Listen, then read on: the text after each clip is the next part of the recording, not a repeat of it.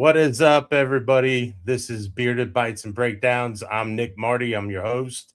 We're doing a special Friday edition.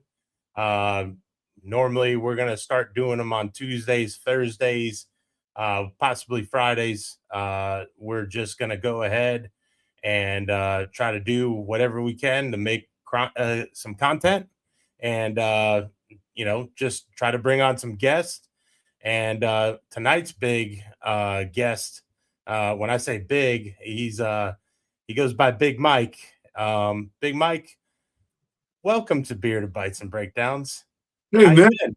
I'm doing good. Yeah, Yeah, man. I like the little concept you got going on here. Oh yeah, well, gotta set it up a little bit.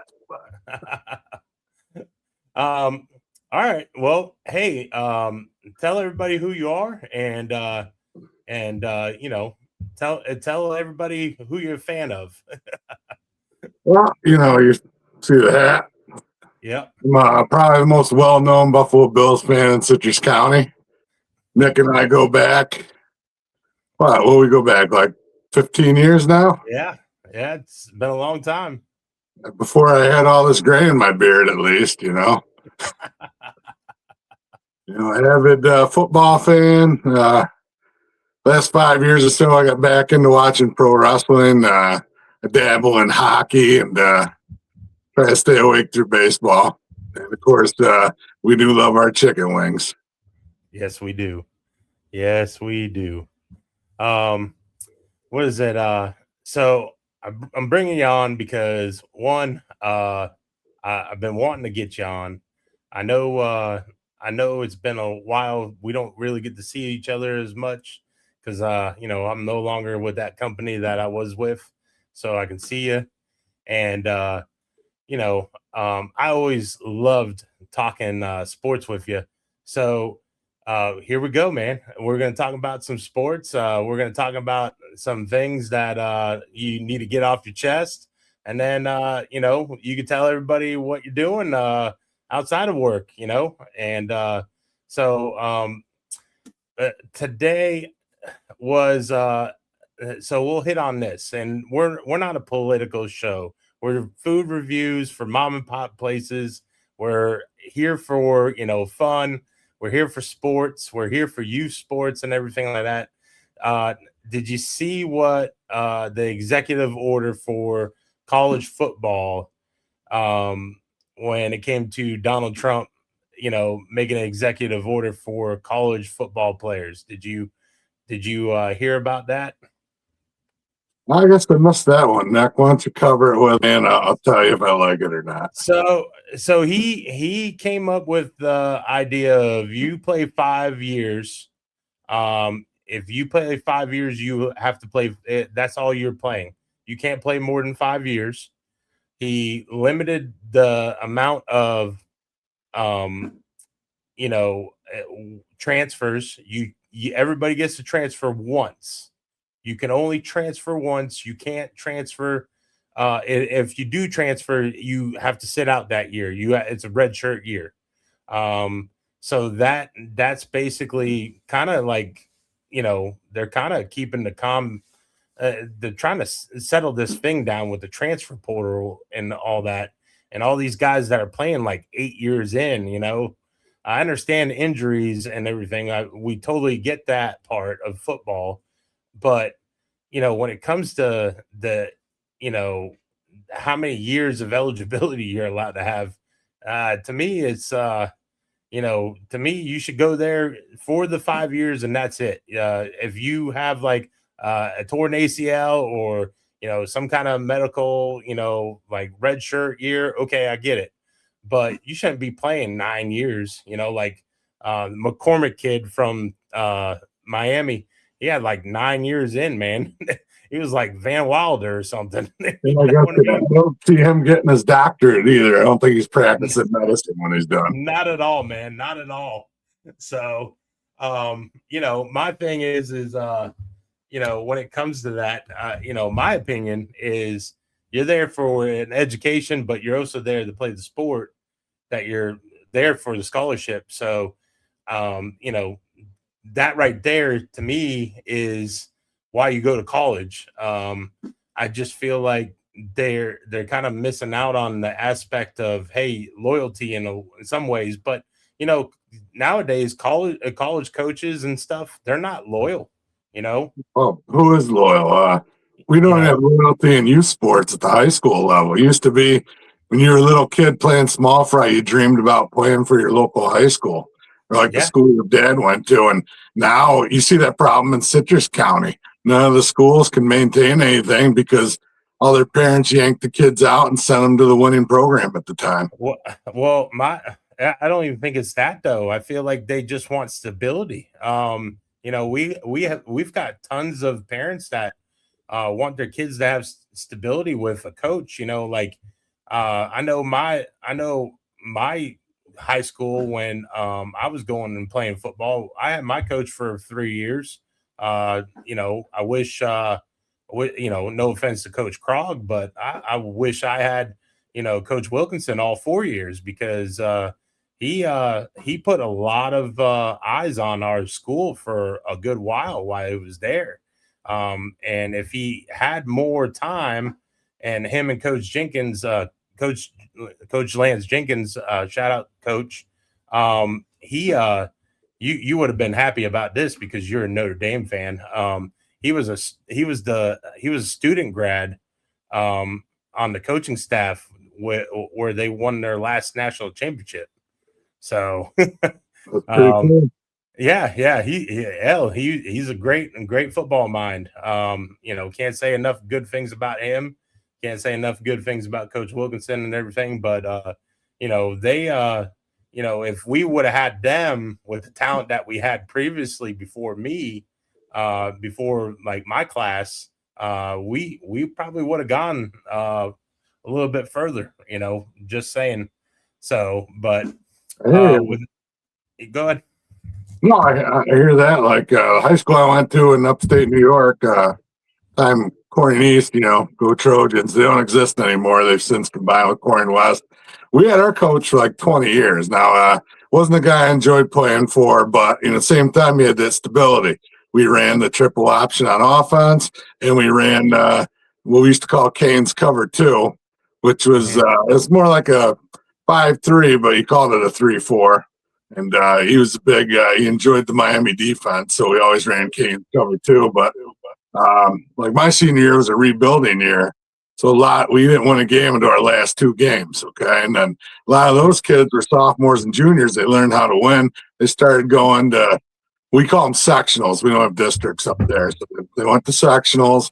And within a few years, that team went to state. And a lot of that foundation got laid in those last two games I played for them. So, that made me feel good that I felt like I was a part of at least starting to lay the foundation for the Yeah. success they had the next few years. Not taking any credit for it. That was all running the system and a couple, each team that went to states had an extraordinary group of kids. So I'm not taking any credit, but I like to think that that's when they started learning how to win was my last year. Well, and then, you know, like I said, getting back to it, you know, I feel like there's not enough loyalty on both ends when it comes to coaches, when it comes to the school, when it comes to, you know, so that's why the players, you know, you know, that, you know, as a player, as a former player, you know, like you kind of see like, hey, like you kind of see it both ways. I wish it would go back to a little bit of loyalty, but the problem is nobody's loyal nowadays when it comes to you know, trying to stay at a program for a long time. It doesn't matter who it is, you I know. definitely want to get back to college, but I'll start with at the high school level. Yeah. Wherever you live is where you should play, unless they have like an extraordinary circumstance. Because at the high school level, it should be about playing for your hometown, like the whole Friday Night Lights, rah, rah, not how can we poach about, there shouldn't be charter schools. There's always going to be. We even had those in New York. So, I mean, where you have a school, it's a private school, so they go out. Oh, we don't recruit, but yeah, they got kids driving, hour and a half, 2 hours a day playing football and other sports for them. Yeah, And but I mean, on that note, though, like I like to be honest with you, if I was going to be coached by what my parents would call a moron, and that's me saying it lightly. That's me saying it nicely, I guess you could say. Um, I would not. I would want to transfer myself. You know what I mean? So Right. to me, like when it comes to that situation, you kind of got to take it with a grain of salt. I mean, I know one parent took her kid and he ended up winning a state title. You know what I mean? So he ended up winning a state title because he got out of the county. Uh, I don't think he would have ever had that opportunity here if he played for one of the local schools. And that's no offense to any of the coaches right now, but it's just, hey, you can't build a program anymore because you got NIL, you have it's like free agency, and then you got those private schools that play public schools, but they can recruit. They're allowed to recruit. You know what I mean? Prairie schools, it's hard to keep up with them. Yeah. But all I'm saying is, I get it. But when we were playing, if you had a moron for a coach, those were the breaks. You played where you played, and you still had standout athletes and stand out. They'd still get picked. I mean, college recruiters, pro recruiters, they love a few spots. And it's hard to get Mhm. other kids across the country to get recruited unless you're a standout lineman. Those are the only ones that usually stay in state. Yep. It's very hard to get recruited some parts of the country. Like if New York, if you're a great lineman, you're probably going to Syracuse or Buffalo because that's where they look for their linemen. They want out of state for the skill players and the speed. But if you look, I don't want to say scouts are lazy because I feel like if you can play, they'll find you. But they make it easy for it when they go to Florida, Texas, California, Pennsylvania, and then the rest of the country kind of gets glossed over. Ohio, I don't want to forget Ohio. Okay, we may, I gotta say though, New Jersey, and I'm not just saying this New because Jersey is good, especially up by New York City, the listen, tri-state area. listen, New Jersey, I mean, they've produced a lot of good tight ends and some good quarterbacks and stuff over the years. So I mean, Greg Olson was from New Jersey, I believe. I mean, You have those guys that have showed out, from the armpit of America. that you know, tri-state area has always been a football hotbed. yeah. No So one state gets the credit because I don't know a lot of people know this, but New York City and upstate New York, they don't even have the same state tournament. New York City has a city championship. They mhm, don't compete at the state level. The closest we get is Suffolk County. They're what we call Section 9 or Section 10. I can't remember. They yeah. competed in the New York State tournament, but the city never really wanted much to do with us, so they just have their city championship. Now let me ask you this. We're gonna head into the NFL talk and everything. What did you think of McDermott getting fired? What did you think of the Joe Brady hire? And who did you want? Tell you the truth, I'm in the minority. I wanted McDermott, but I did feel you needed a change. But if we were going to make the change, it should have been sweeping changes. Bean should have been out too. I'll give the man credit, though. He's had a hell of an offseason, in my opinion. A lot of the Fairweather fans, they don't understand some of the signings. A lot of people poo-poo DJ Moore, and I'm ecstatic. DJ Moore had his best year under Joe Brady's system when he was the offensive coordinator in Carolina.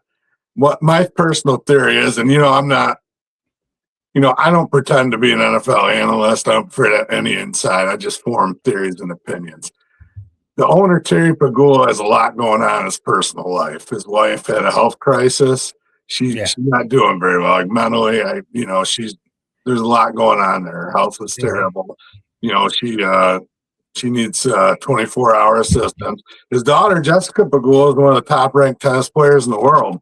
So in my Yeah. theory, he wants to take care of his wife, see his wife, and he'd like to go watch his daughter play tennis. So I think that's why Bean kept his job, because Bean can go hire the coach because the owner has to do the search for the GM.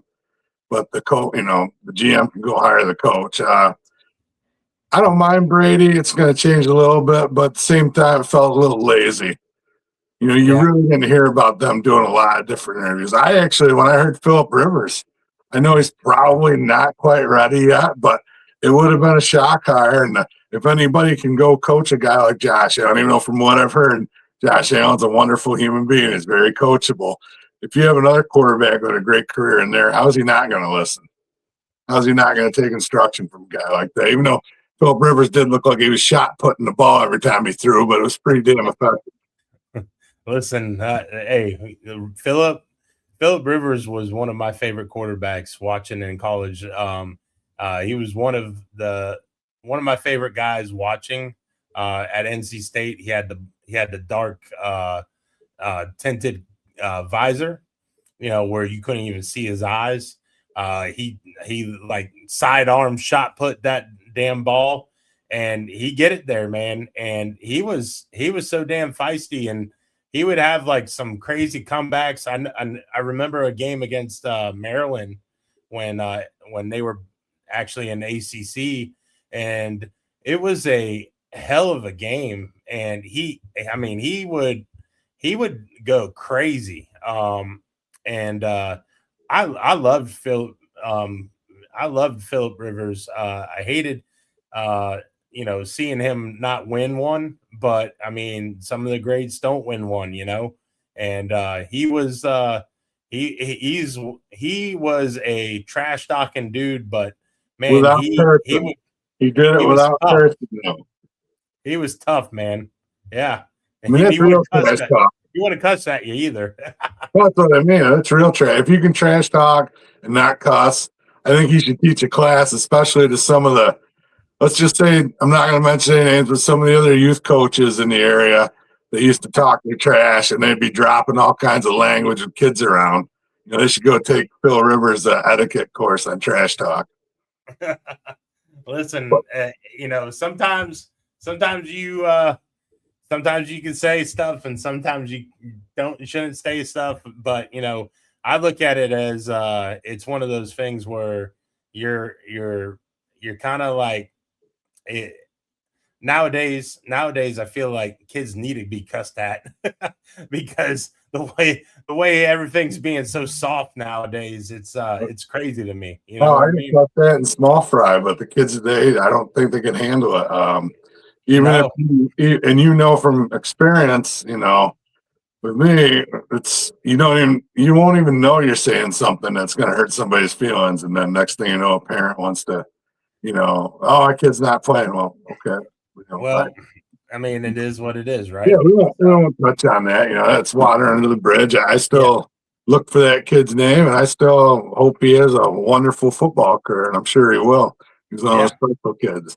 I just felt bad that, about the situation, the way it played out. But let's spin back around to college, because I ended up doing what I always do, drifting off into left field before I give you my answer in the college stuff. Yeah. First thing, college is a separate entity. I don't think government has any. I mean, there are state schools, so I don't know if it's going to stand. But my firm belief has always been, like you said, injury red shirt, you keep getting hurt, you get another year. But the transfer, I would say, you go to a school, you get one mulligan, you can transfer one time, and yes, you sit out a year. However, the only other thing I'd add to that, since there's no loyalty among the coaches, you get recruited by a coach, you want to go play for that coach, maybe the new coach coming in isn't, going to run what you want to run. Maybe he doesn't even want you there. So I think if the coach leaves the program, then that should open up an immediate transfer window. But kids shouldn't be able to go willy-nilly, and just go where the money is. I think the NCAA could have nipped the whole thing in the bud about 30 years ago if they just gave these kids like $500,000 a week walking around money, because that's all they wanted. They were tired of being broke and not being able to accept anything. So if you give a college kid like, $500 a week, especially 30 years ago, and then they could have increased it for cost of living. I mean, the colleges are making millions and millions off the sell. Some programs are probably making billions. They could afford to give them a little stipend so they don't have to go out and get jobs, but there's a time the NCAA wouldn't even allow them to get jobs. Well, that's the thing though. Like they're profiting off of them. They're selling the jersey. They're selling. I mean, when they would sell like a number 1 or a number 4 or number 21, they were profiting off of that player. I mean, how many Tebow jerseys they sold? Without his name on the back, they sold 15 number 15 jerseys. I mean, they were making a huge profit, and they weren't giving it back to the players. So, I mean, that should be written in though that they profit off a percentage of every of their likeness. That's kind of what NIL was supposed to be. It wasn't pay for play. I mean, I've always compared colleges, and a lot of people say, man, it's AAA football. No matter what they say, it's not the NFL. Mm-hmm. So, absolutely, these kids should have been getting paid for their jersey sales, video games, stuff like that. But that's only if they're drawing money. Like if you, like pro wrestlers, if they're not selling merch, There's no, that's written in their contracts. They get a percentage of the merch, and that's like half their contract. That's where Hulk Hogan actually made a ton of his money to make from actually wrestling. He made it from merchandise. So I like Tebow should have got, since he was generating that much revenue, he probably should have got like 80% of those jersey sales. They should have been just covering the, cost of production and maybe another 10% or so. So that they've been screwing the kids over for years, but it's like other pro sports now. The pendulum swung way too far, and there's too much money. Like that kid, when he leave Tennessee, and they wouldn't pay him enough, he goes to UCLA for $1 million, and finds out California taxes knocked it down to like $600,000. Yeah. I think that was Nico it something? No, who was it? He was a quarterback. Yeah, I know who you're talking about. It's just like Jaden Rashada. I think it was Jaden Rashada. He went ahead and he went ahead and he tried to outbid himself to the point where he went to Florida instead of going to Miami, and then he ended up going ahead and now he's like at some small school. And then taking time off because he's got mental health issues or something like that. So, but to me, when you look at it as that situation, where those kids, he was making like, I think that one quarterback you're talking about, he was making like $6 million at Tennessee. His dad tries to go ahead and get bid on it, and his dad went ahead and hey, we're going to UCLA.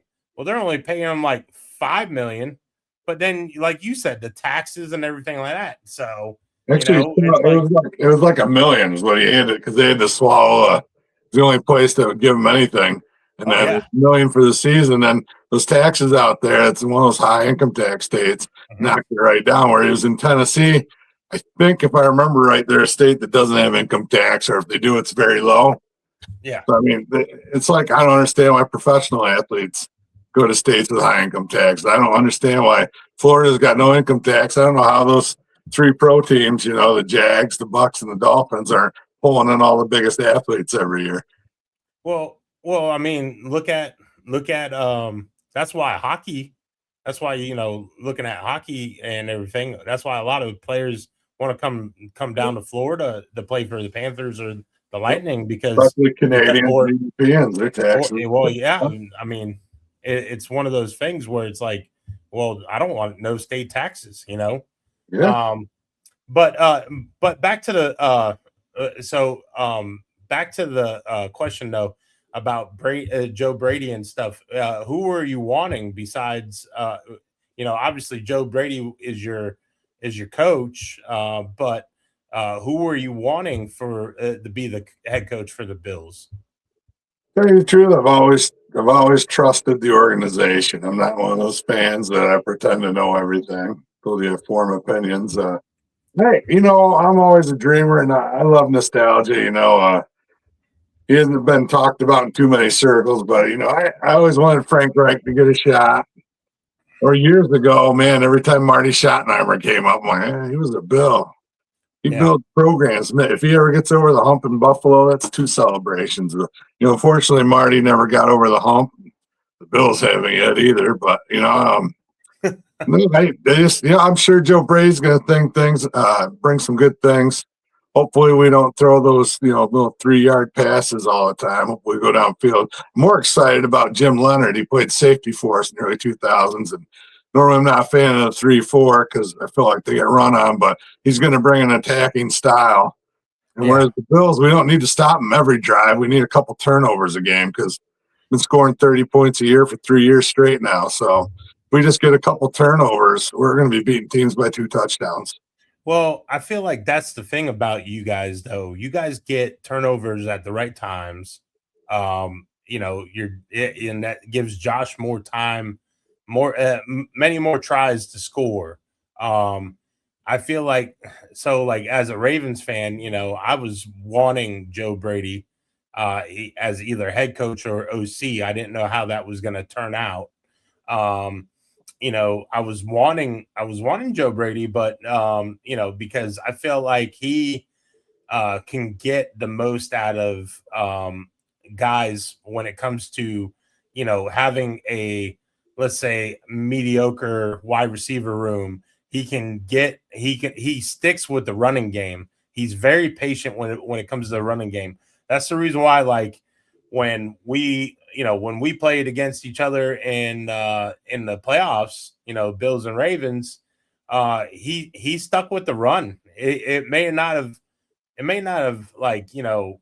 done great at first, but he stuck with it. He just kept pounding the rock, and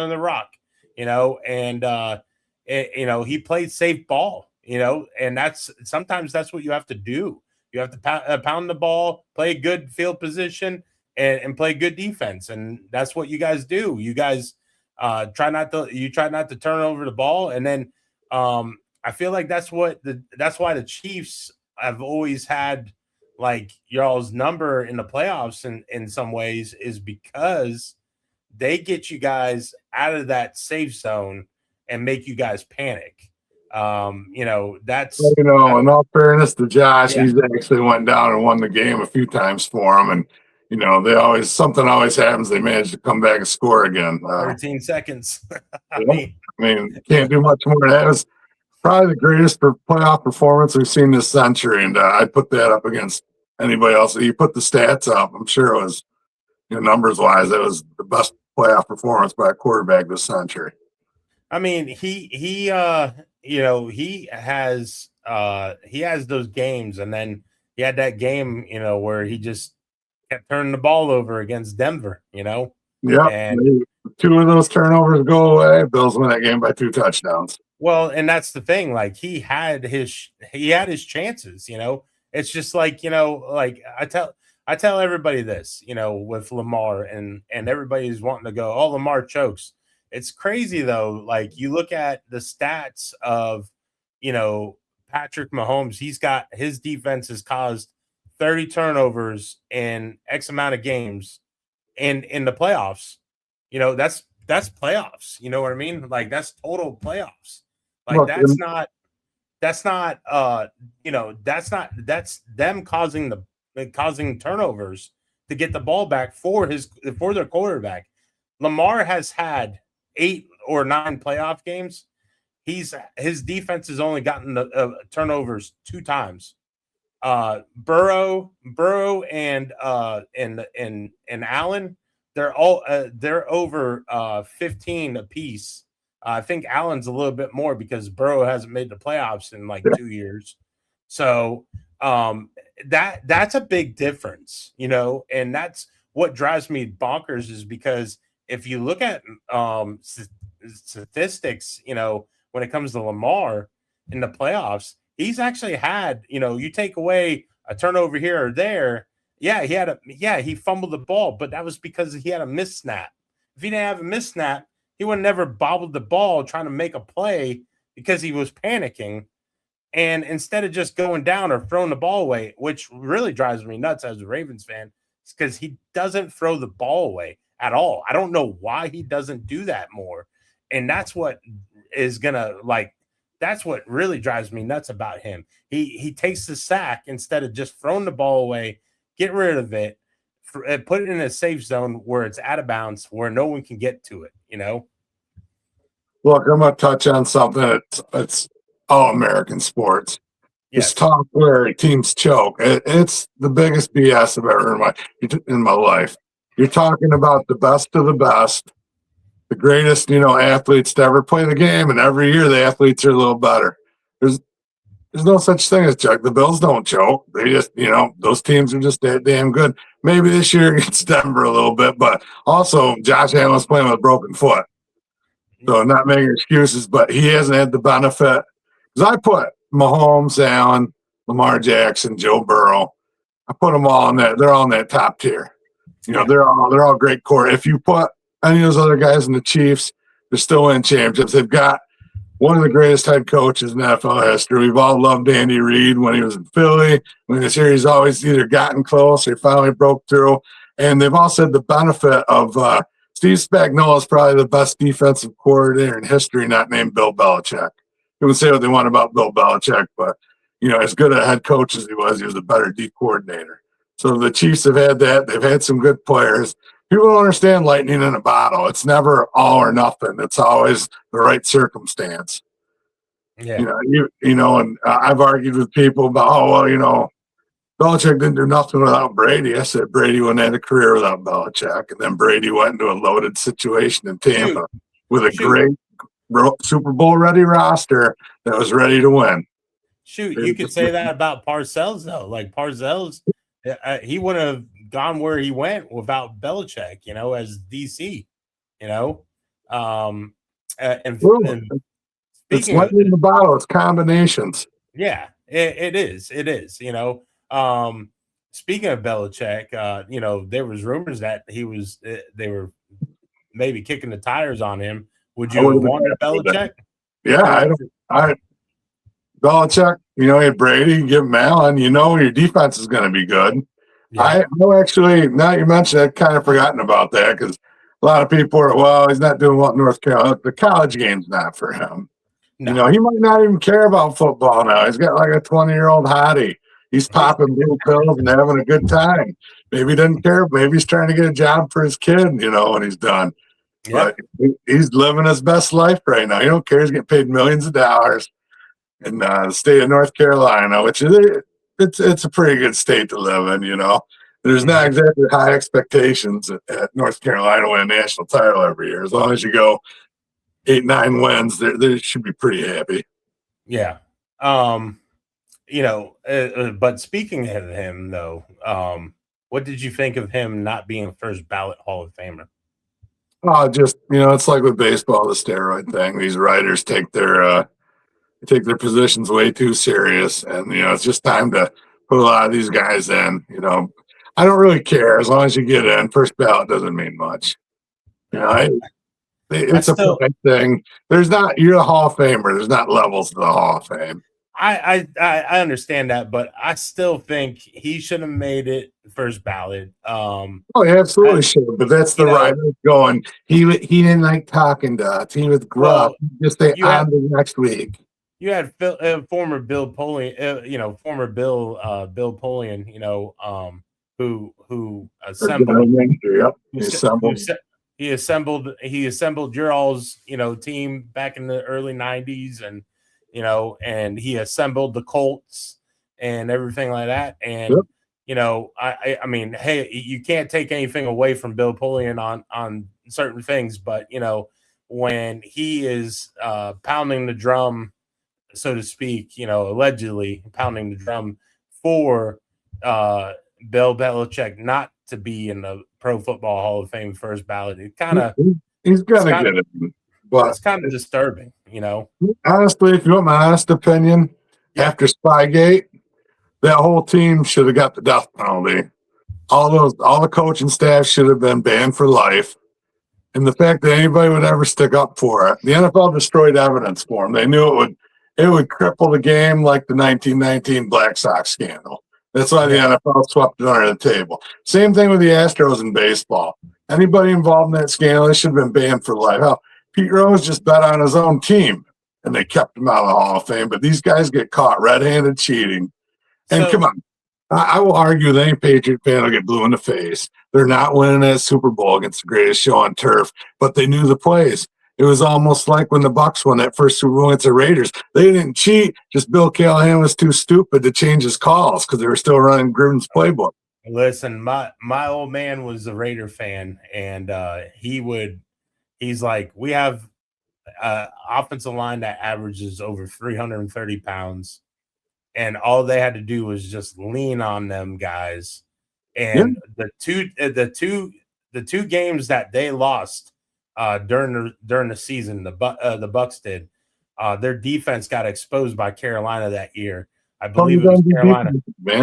Carolina ran the ball down their throat, and that was the way to beat them. And for some reason, Callahan just did not want to change up the calls, change up anything, which is crazy to me because you had Tyrone Wheatley, you had Napoleon Kaufman, you had all those guys, Crockett.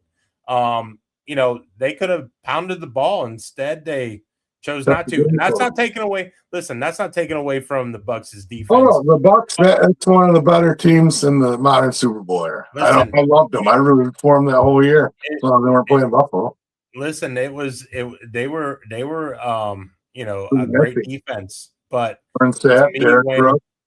when you have a weakness and you don't expose it, that falls on coaching in a lot of ways. That, and it didn't help that Barrett Robbins, rest in peace. He just passed away, I think, this past week. Oh, you got you all in Mexico, right? I remember that, right? Yeah, he remember he got in trouble.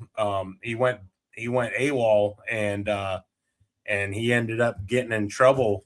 And they found him in Mexico. and it was like, what are you doing? They wouldn't let him bring that peyote over the border. He got a little ticked off, Listen, it what's crazy too is like when it comes to Super Bowl and having somebody mess up. Remember Eugene Robinson for the Falcons, against Denver that year? He got caught for listening.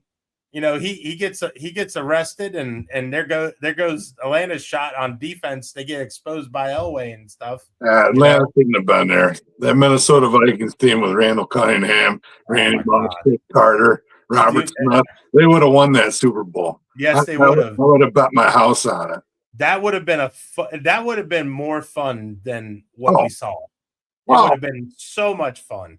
Maybe they don't win, but it's like this year's Super Bowl. If Buffalo does what they're supposed to do, the game's a little more fun. I don't think anybody's beating Seattle in that game, but you get that Josh Allen magic where you don't think we're going to win, and then, they come back. I'm just saying the game would have been a little more fun, the Super Bowl. It was almost a foregone conclusion after that first quarter. You're like, the score is close, but this game kind of feels over. Yeah. Yeah. I mean, Mike McDonald, look, man, genius. You guys never should have let him walk out of the building. You don't got to tell me, man. I relive it all the time. Like, we gave up Mike McDonald. We didn't even give him away. Like we gave him away. We didn't even trade him. Like, we should have traded him, or we should have just made Harbaugh take a front office job or traded Harbaugh away. Trade him for pants buttons for all I give a damn. I do see the Giants, though, making noise in the NFC East this year. Harbaugh is that kind of coach. I think he'll turn them around. Listen, he's going to do great for the Giants in some ways. I just don't like some of the he's not an offensive guy. No, he needs somebody to make all the calls. Yeah, but when you got Matt Nagy, I mean, come on, man. Matt Nagy is living off the coattails of Mahomes and Andy Reid and stuff. He doesn't have Andy Reid holding his hand. Yeah, exactly. So, and then you notice like they didn't put up a fight to keep him. They were like, go ahead, take him. Go ahead and take him. They brought the enemy back because they need good cop, bad cop. That's what they were missing. They got the good cop in Reid. They need the enemy to be a bad cop.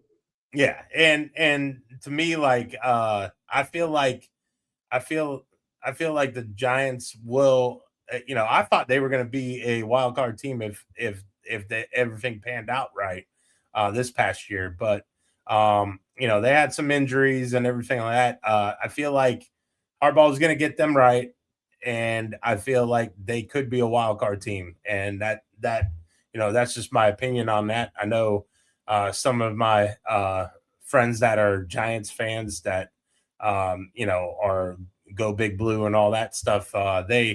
They're expecting a lot, and to me, like they'll get it as long as they can stay healthy.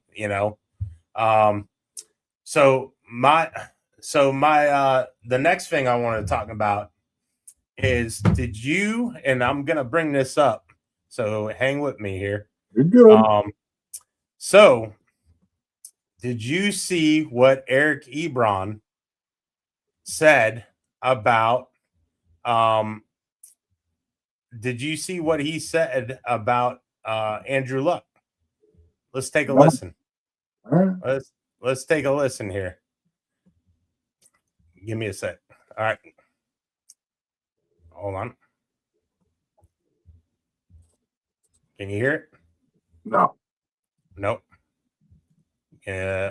Hold on here. You gotta fire that tech supervisor.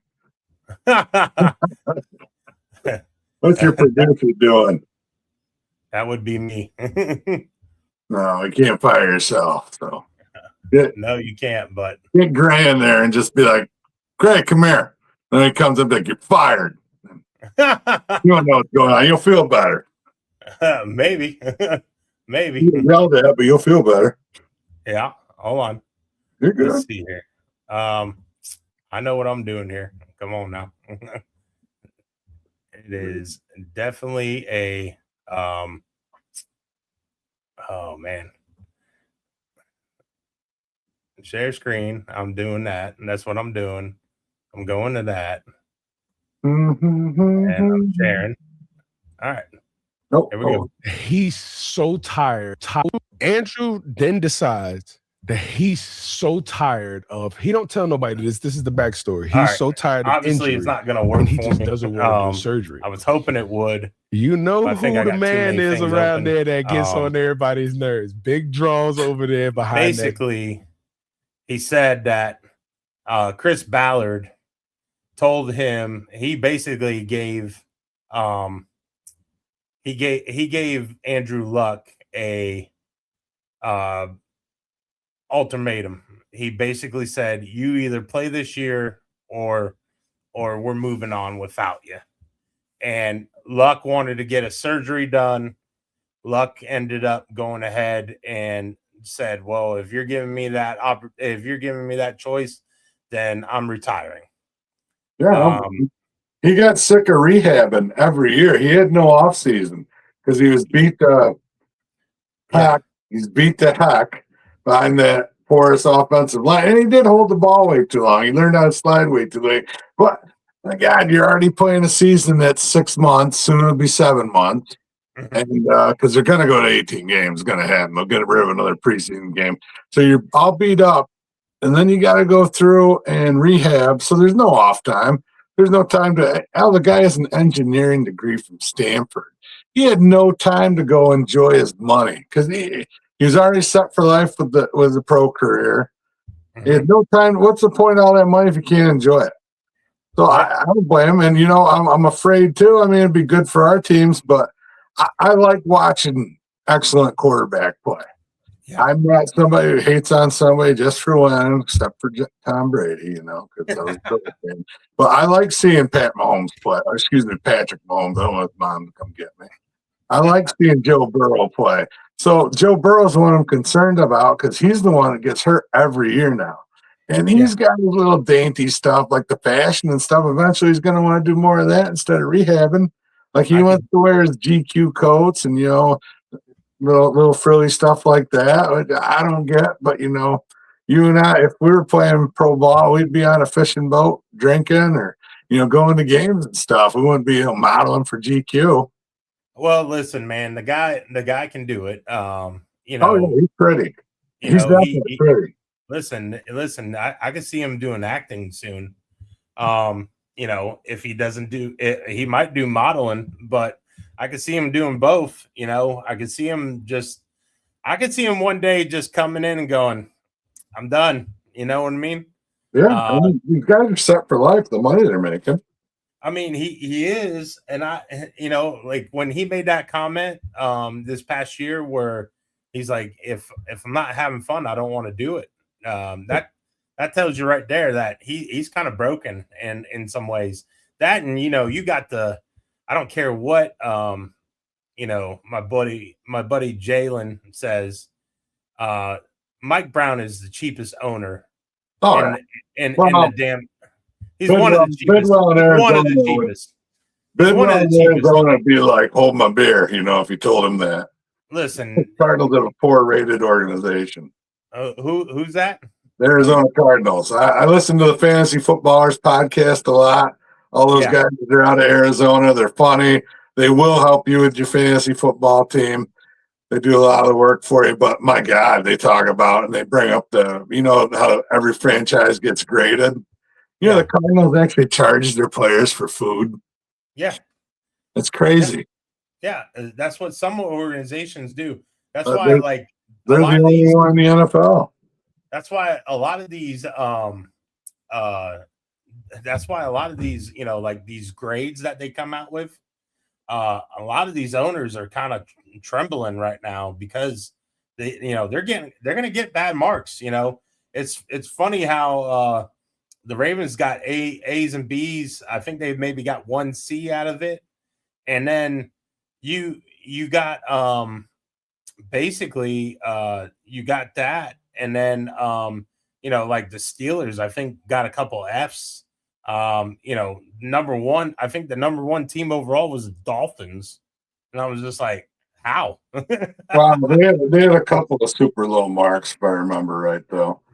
But my whole thing though is like how are you like, are you counting all the votes? Because to me, like, that's the huge question right there. That's hey, are they actually counting all the votes? Because it's like when they vote for the best 100 players in the NFL, they only give you 20 players or so, and then they try to like they take a list of like 25 players that are on there that you vote for or you fill in, and then they turn it in, and then they calculate who got this many votes, and then they go by that. They don't actually vote.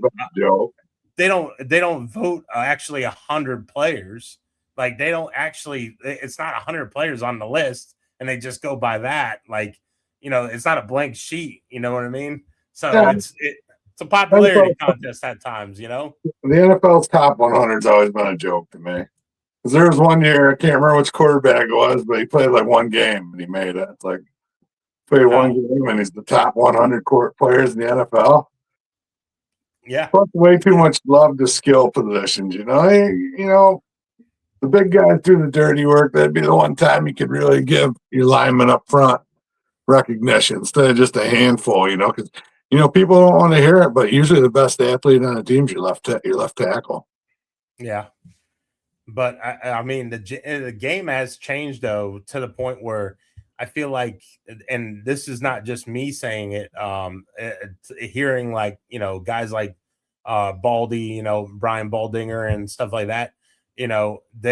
It's more the game is now being built on the inside out. They're not really worried about the tackles anymore.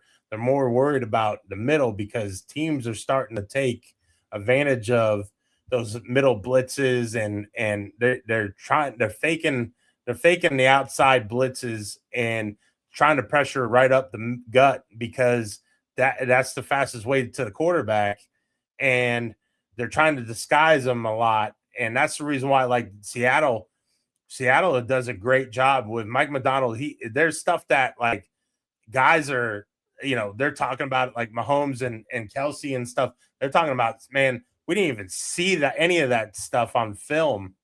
Like he's just throwing out like cover 3, but he's disguising it as cover 4. And then they're mixing the blitzes where they're not going off the edge. They're actually twist stunts and everything like that. So it's wild, that's the other thing about Jesse Minter that I'm excited about with the Ravens is they're going to have those exotic looks like McDonald because he was under McDonald when McDonald was on the staff with Minter and when he was at Michigan and all that stuff, I believe. So, that is the exciting part about it.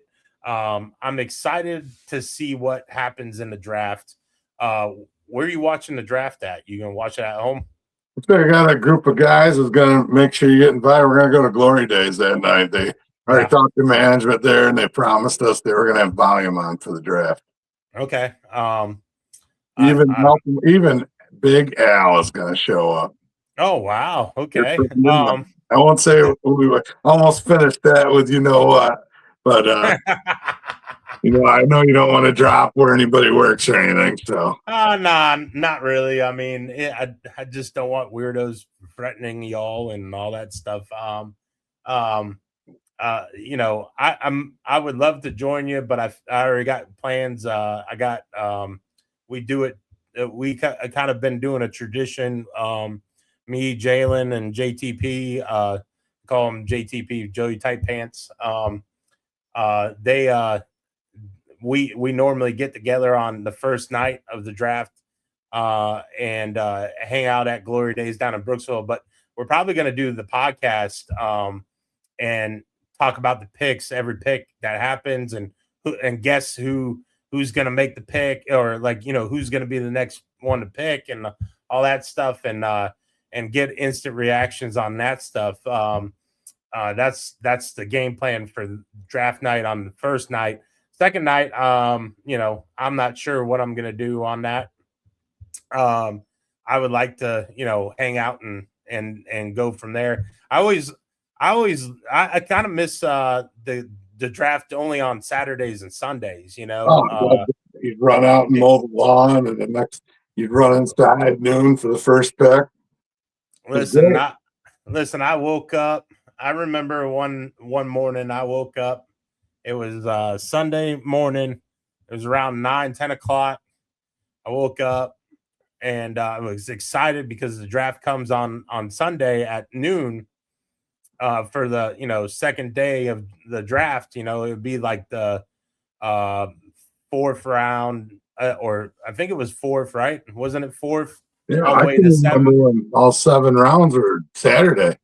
Yeah, well, they had the fourth and I think all the way to the 7th round on Sunday, and I woke up to Randy Moss being traded to the Patriots. I was so livid, but then I was so glad he was gone from the Raiders and stuff, and I was like, well, I guess I gotta be a Pats fan for a couple years because I loved Randy, That's gross. But that's gross. Well, I rooted for Randy. I didn't really care for the other stuff. So, but Randy was my guy, man. And that's my thing on that. But what is it? So yeah, the draft is coming up. Are you? Is there any needs you're hoping that they pick, or who you wanting? Got to find that edge roster, but they still need a solid wide receiver too, so they can move Shakir to the slot where he's the most effective. I think DJ Moore is going to have a fantastic year, and all we need is solidify number 2, but that could be on the roster right now. Because with DJ Moore drawing the top corner, and then we've got a good set of tight ends in Knox and Kincaid. Yeah. You let Shakir do his thing in the slot. All we need is another outside guy, but I think he could be on the roster right now. I'm big on Josh Palmer. He couldn't stay healthy last year. He gets good separation, just couldn't stay on the field. And now that some of the money drubbers are gone, I was happy when we got Curtis Samuel. The same thing, couldn't stay healthy, and he never seemed to help us. There's rumors they might bring back Brandon Cooks if the price is right. So if that happens, I think he could be that number 2 field stretcher, and then we can just solidify the defense, get more guys to fit that 3-4. big change going from a 4.25 to running a 3.4. I feel like though you got the D tackle Walker from Kentucky last year. I love that. I wish the Ravens would have got him. They made me so mad that they didn't even address the defensive line, and I kept on saying that on the Ravens Vault. I kept on saying it to Bobby Trossett and everything like that, who hosts the Ravens Vault with Sarah Ellison. I kept saying, like, hey, what worries me is the D-line depth. And then, of course, Metabike goes out after the second game with a neck injury. And then his career is questionable. I keep on hearing things that he's going to play this year. Now I'm seeing him post workout videos, cryptic messages on X, Twitter, and he might be coming back. I heard that he is. That's what Coach Jason Brown from the Netflix series. What was it? What's the Netflix series with the colleges and stuff? Huh? Was it Untold? No, it was the college, the ones that they followed, the college, the JUCO schools and stuff. Anyways, he was one of the guys. He hosted the show, and he was talking about Last Chance U. That's what it was. Last Chance U. He was talking about how when he was on that show and everything, and then he's coached. He has a great show in a lot of ways. There's certain things that I'm kind of like, it's just too much. He'll say certain derogatory things that I'm like not a fan of in some ways, but he said that Metabike is going to come back most likely. He also was saying how Monken didn't talk to Lamar didn't talk to Monken for like 4 months, even though there's multiple reports that say Monken himself actually said that he could have done a better job communicating with Lamar. And then Lamar says that he loved Monken. He just, it just didn't work this year. And so there's a lot of mixed things that are going on up there in Baltimore. And I think it's a wait and see with him because, he hasn't signed his extension. He hasn't done some of that stuff and everything like that. But I feel like I keep on seeing like a lot of mocks of you getting Denzel Boston from Washington. He's the wide receiver. They call him the poor man's Mike Evans. So, if he's poor man's Mike Evans, that's something right there. That's David Boston's son. Remember David Boston? I do. Dude was a house. Yeah, the guy didn't know how to stay off the juice. And then he was so big he played tight end the last year of his career, if I remember right. Yeah, for the Chargers. Was it for the Chargers? I think Something so. like that. Yeah, Played for a lot of teams. Yeah, he tried out for tight end. I was like, man, what the hell happened to him? He ended up doing he had a decent career. I just wish he stayed off the roids. He kept on juicing too much. His face, you could tell in the face. He had the opposite effect of like Bonds. It wasn't his head that was getting big; it was his cheeks. So and not being able to put down, he did like to eat too. I think it's a combination. Well, you can't do roids and try to eat because it just ain't gonna turn out right. They keep on having mocks of for the Ravens. They keep on having Joe Trident of from Arizona State. He's a wide receiver. He's like 6'4", 6'3". Supposed to have a good catch range and all that stuff. But my problem with him is his hamstring. He can't seem to be healthy. I don't want a guy like that. Just need to let them tear it off the bone, and then they can fix it. Well, I don't want a Brashard Perriman, man. You know, I don't want some guy that's going to be, you know, nagging injuries. You waste a first round pick on, and then they keep on saying that we're interested in Ivana. I think it's called Ivana Vega, the Penn State guard. He's got good film, but I don't feel like he went against great competition. Well, you know, in the Big Ten. You know. Well, Nick, you know, one thing about the draft experts, they're like 90% wrong most of the time. It only takes one guy to go where they didn't think, and their whole draft is screwed up. I think every NFL team has their own board, and that's what they stay. If they're smart, that's what they stay true to.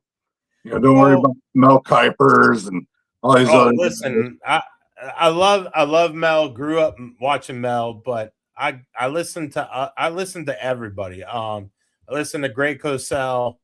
I listen to he's on Ross Tucker's football podcast. I listen to Emery Hunt, this guy, man, listen, you think we're football nuts? This guy's breaking down scouting reports and everything for Canadian football players. You know, this guy has a guide. Go look up Emery Hunt's football guide. It's not paperback. It's digital. This guy has like over 1,000 players or something like that in there, and everything has a detailed breakdown of what their weaknesses and what their strengths are and all that stuff. This guy's amazing. He's the one that I've been listening to him quite a few years now on Ross Tucker's college football podcast.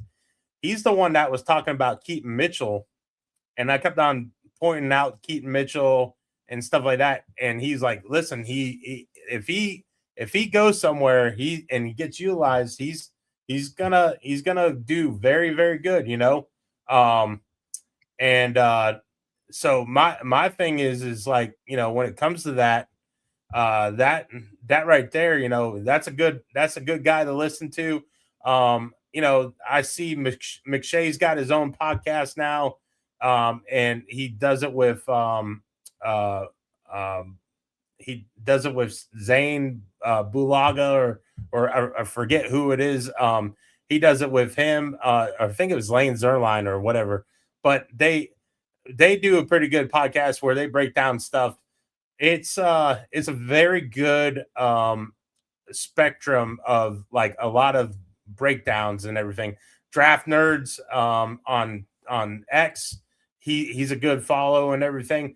And what's your opinion on Ruben Payne about his arm length and all that? What do you think? Because, you know, as a former lineman, you know, he's a defensive lineman, you know, can play the end, could probably play inside, but everybody's knocking him about his arm length. And I'm like, have you watched the film though?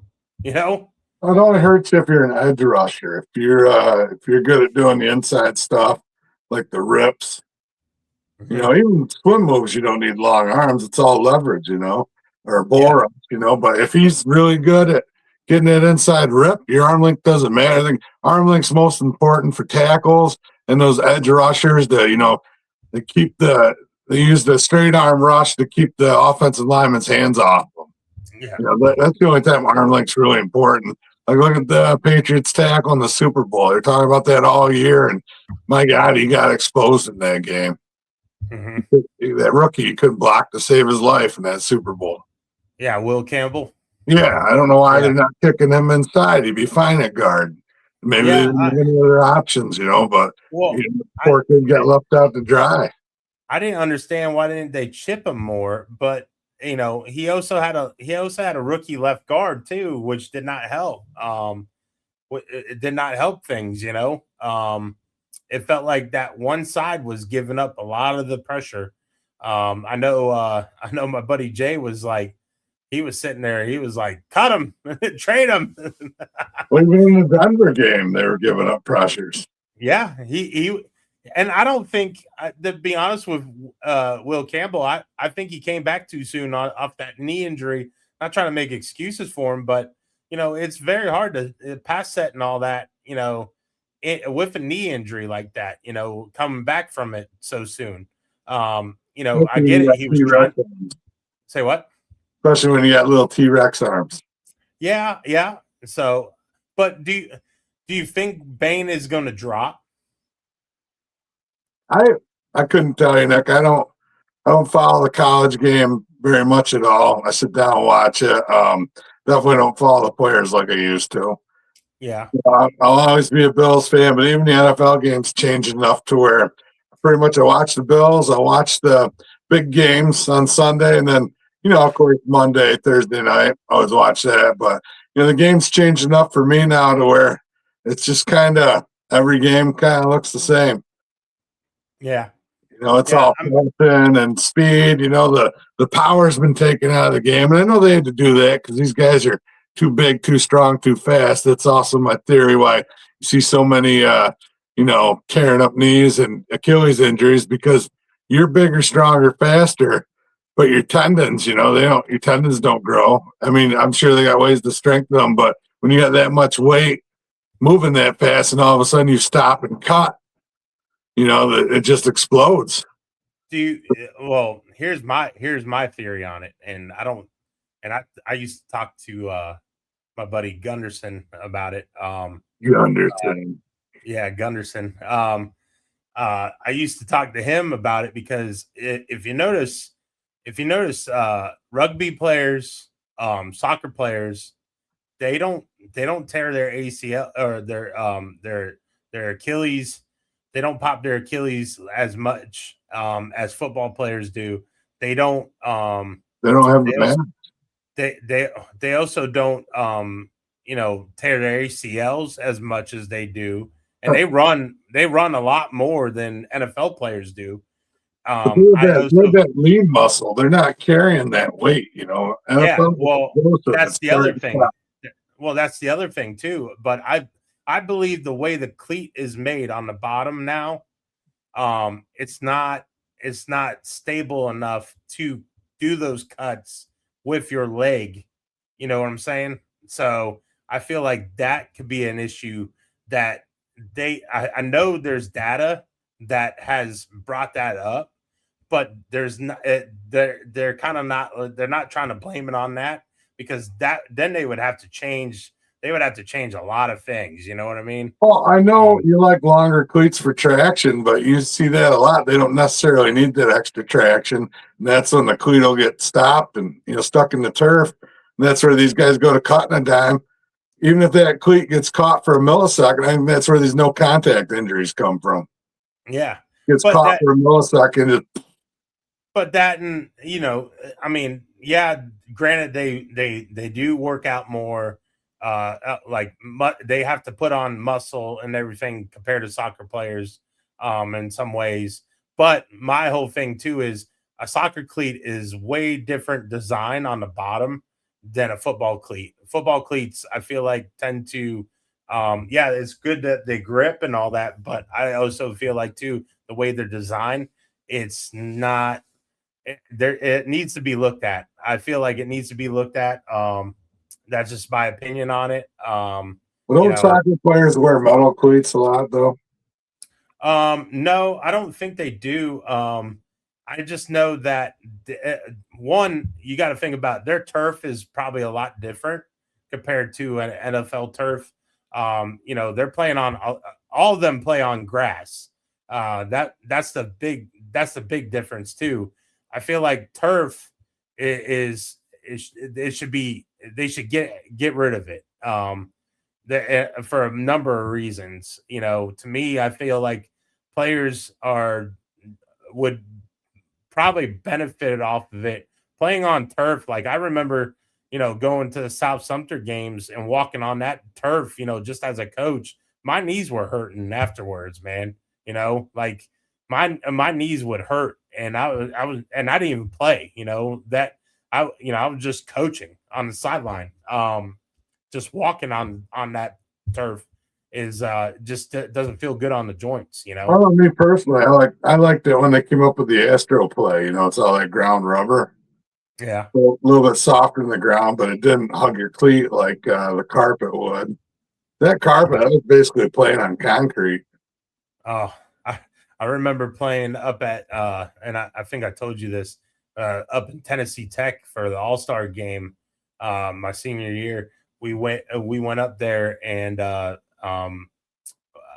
we practiced on the actual game field of the college Tennessee Tech, and it was AstroTurf. And some of the wide receivers they didn't even know what AstroTurf was, so they went to go. They're trying to impress the coaches and trying to dive for balls, and they come up with their arms all gashed up and everything, elbows gashed up. They're going ahead, and they got road rash and all that, and or bleeding like crazy. And they were like, I'm not doing that again, not until the game, they weren't trying to do it until the game. So so here I want to move on to this. Tell everybody what you do for and what your wrestling promotion is. Yeah, we're gonna talk about wrestling now. So tell us about your your wrestling, man. Tell everybody. Like the shirt says, I made sure to change for this. Sunshine Pro Wrestling. It's a startup wrestling organization. They've done shows in Denellen, Marion Oaks. Next show is going to be, it'd be a bit of a drive for anybody in Citrus County. Going to be out in Castleberry. Okay. We're going to do it at the Empire Wrestling School. It's already set up. There's a good stable of men and women at it. A lot of young stars. I think you got a lot of young future stars. Let me pull it up on my tablet here so I don't get the date wrong in case anybody wants to venture out. It's it's a inexpensive night out for the family. Most of the gentleman who runs it, his name's Keith Elise. Great guy. I've gotten to know him over the last year. Just outstanding human being. What he's doing is he's trying to build a platform for younger talent to go out and they can still work with other organizations. They're all independent contractors, but it's a way for them to showcase their talents and get, matches on tape and maybe build a local fan base. So the next show we're doing is it's out in Castleberry, and it's called Ray DeLucia 2. They did a Ray DeLucia last year, and it's going to be Sunday, August 26th. 4 to 6 p.m. I mean, like anything else, we usually run over. What I do for SPW is I'm considered their lead commentator. We're still working the bugs out. Eventually, we're going to go back and every show that's on the YouTube channel, go ahead and check that out. It's on YouTube. We do have matches on there, just no commentary yet. We're going to go back and lay tracks for that, do some commentary. But it's worth the check. It's kind of clustered right now because it's mainly just the shows and highlights and some promos. One of my favorite promos was last year. I sit in as lead commentator with at the time our women's champion, Voodoo Queen Gina Sequa. She was defending her belt against the Dime Clara Changemans. Now she's kind of semi-retired. She makes more bodybuilding now than she does wrestling. So, but Gina's still part of the organization. She may make a special guest appearance. She's got all the tools to be big in the business. She's well known. She's well known in New Orleans. She lives in Ocala now. She's been to the wrestling schools. She works a lot of shows. She's a lot of fun to watch. She's a good human being behind the scenes, which I don't know if I should break character, but we're not living in the age of kid game anymore. She's an absolute sweetheart, but her character, the Voodoo Queen, it's a good look, and it will, if you believe in that stuff, it will make the hair stand up on your arms watching her go. There's some good male talent too. Like right now, we call him, he's the Phoenix Crown champion. There's a little bit of a controversy with the lineage and the title. I don't want to talk too much about it. Let's just say a wrestler walked off with the belt and he hasn't been back to defend the heavyweight championship. So we diverted over to we call it the Phoenix Crown champion. The gentleman, his name is Rose Allday. And he is what you call, if he was a baseball player, he'd be a 5-tool player. He's strong, he's fast, he's great on the mic, does all the aerial stuff, gets over with the fans, during the show, after the show. He's a gentleman. He's just getting to meet these guys and girls behind the scene. A lot of them are really good people. problem with independent wrestling, you think everybody would try to help each other out. But there's a lot of, especially between organizations and promotions, there's a lot of jealousy and claims of poaching talent when all these wrestlers are independent contractors. So I'm not going to get into that. It's not really my business. I wanted to throw it out there because I don't have to deal with all that. I'm not the owner. I get to talk wrestling. I get to call matches. At the last show that they're going to put on, it won't be on YouTube until this next show on April 26th. They're going to put the last show we did, Titan Collision. I was actually the in-ring announcer.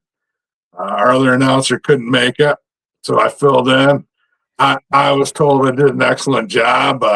I got lots of practice when we were coaching together, being up in the booth. So it's, I'm good at running my mouth and being loud. I had a nice. You do have listen, I know my voice isn't the greatest.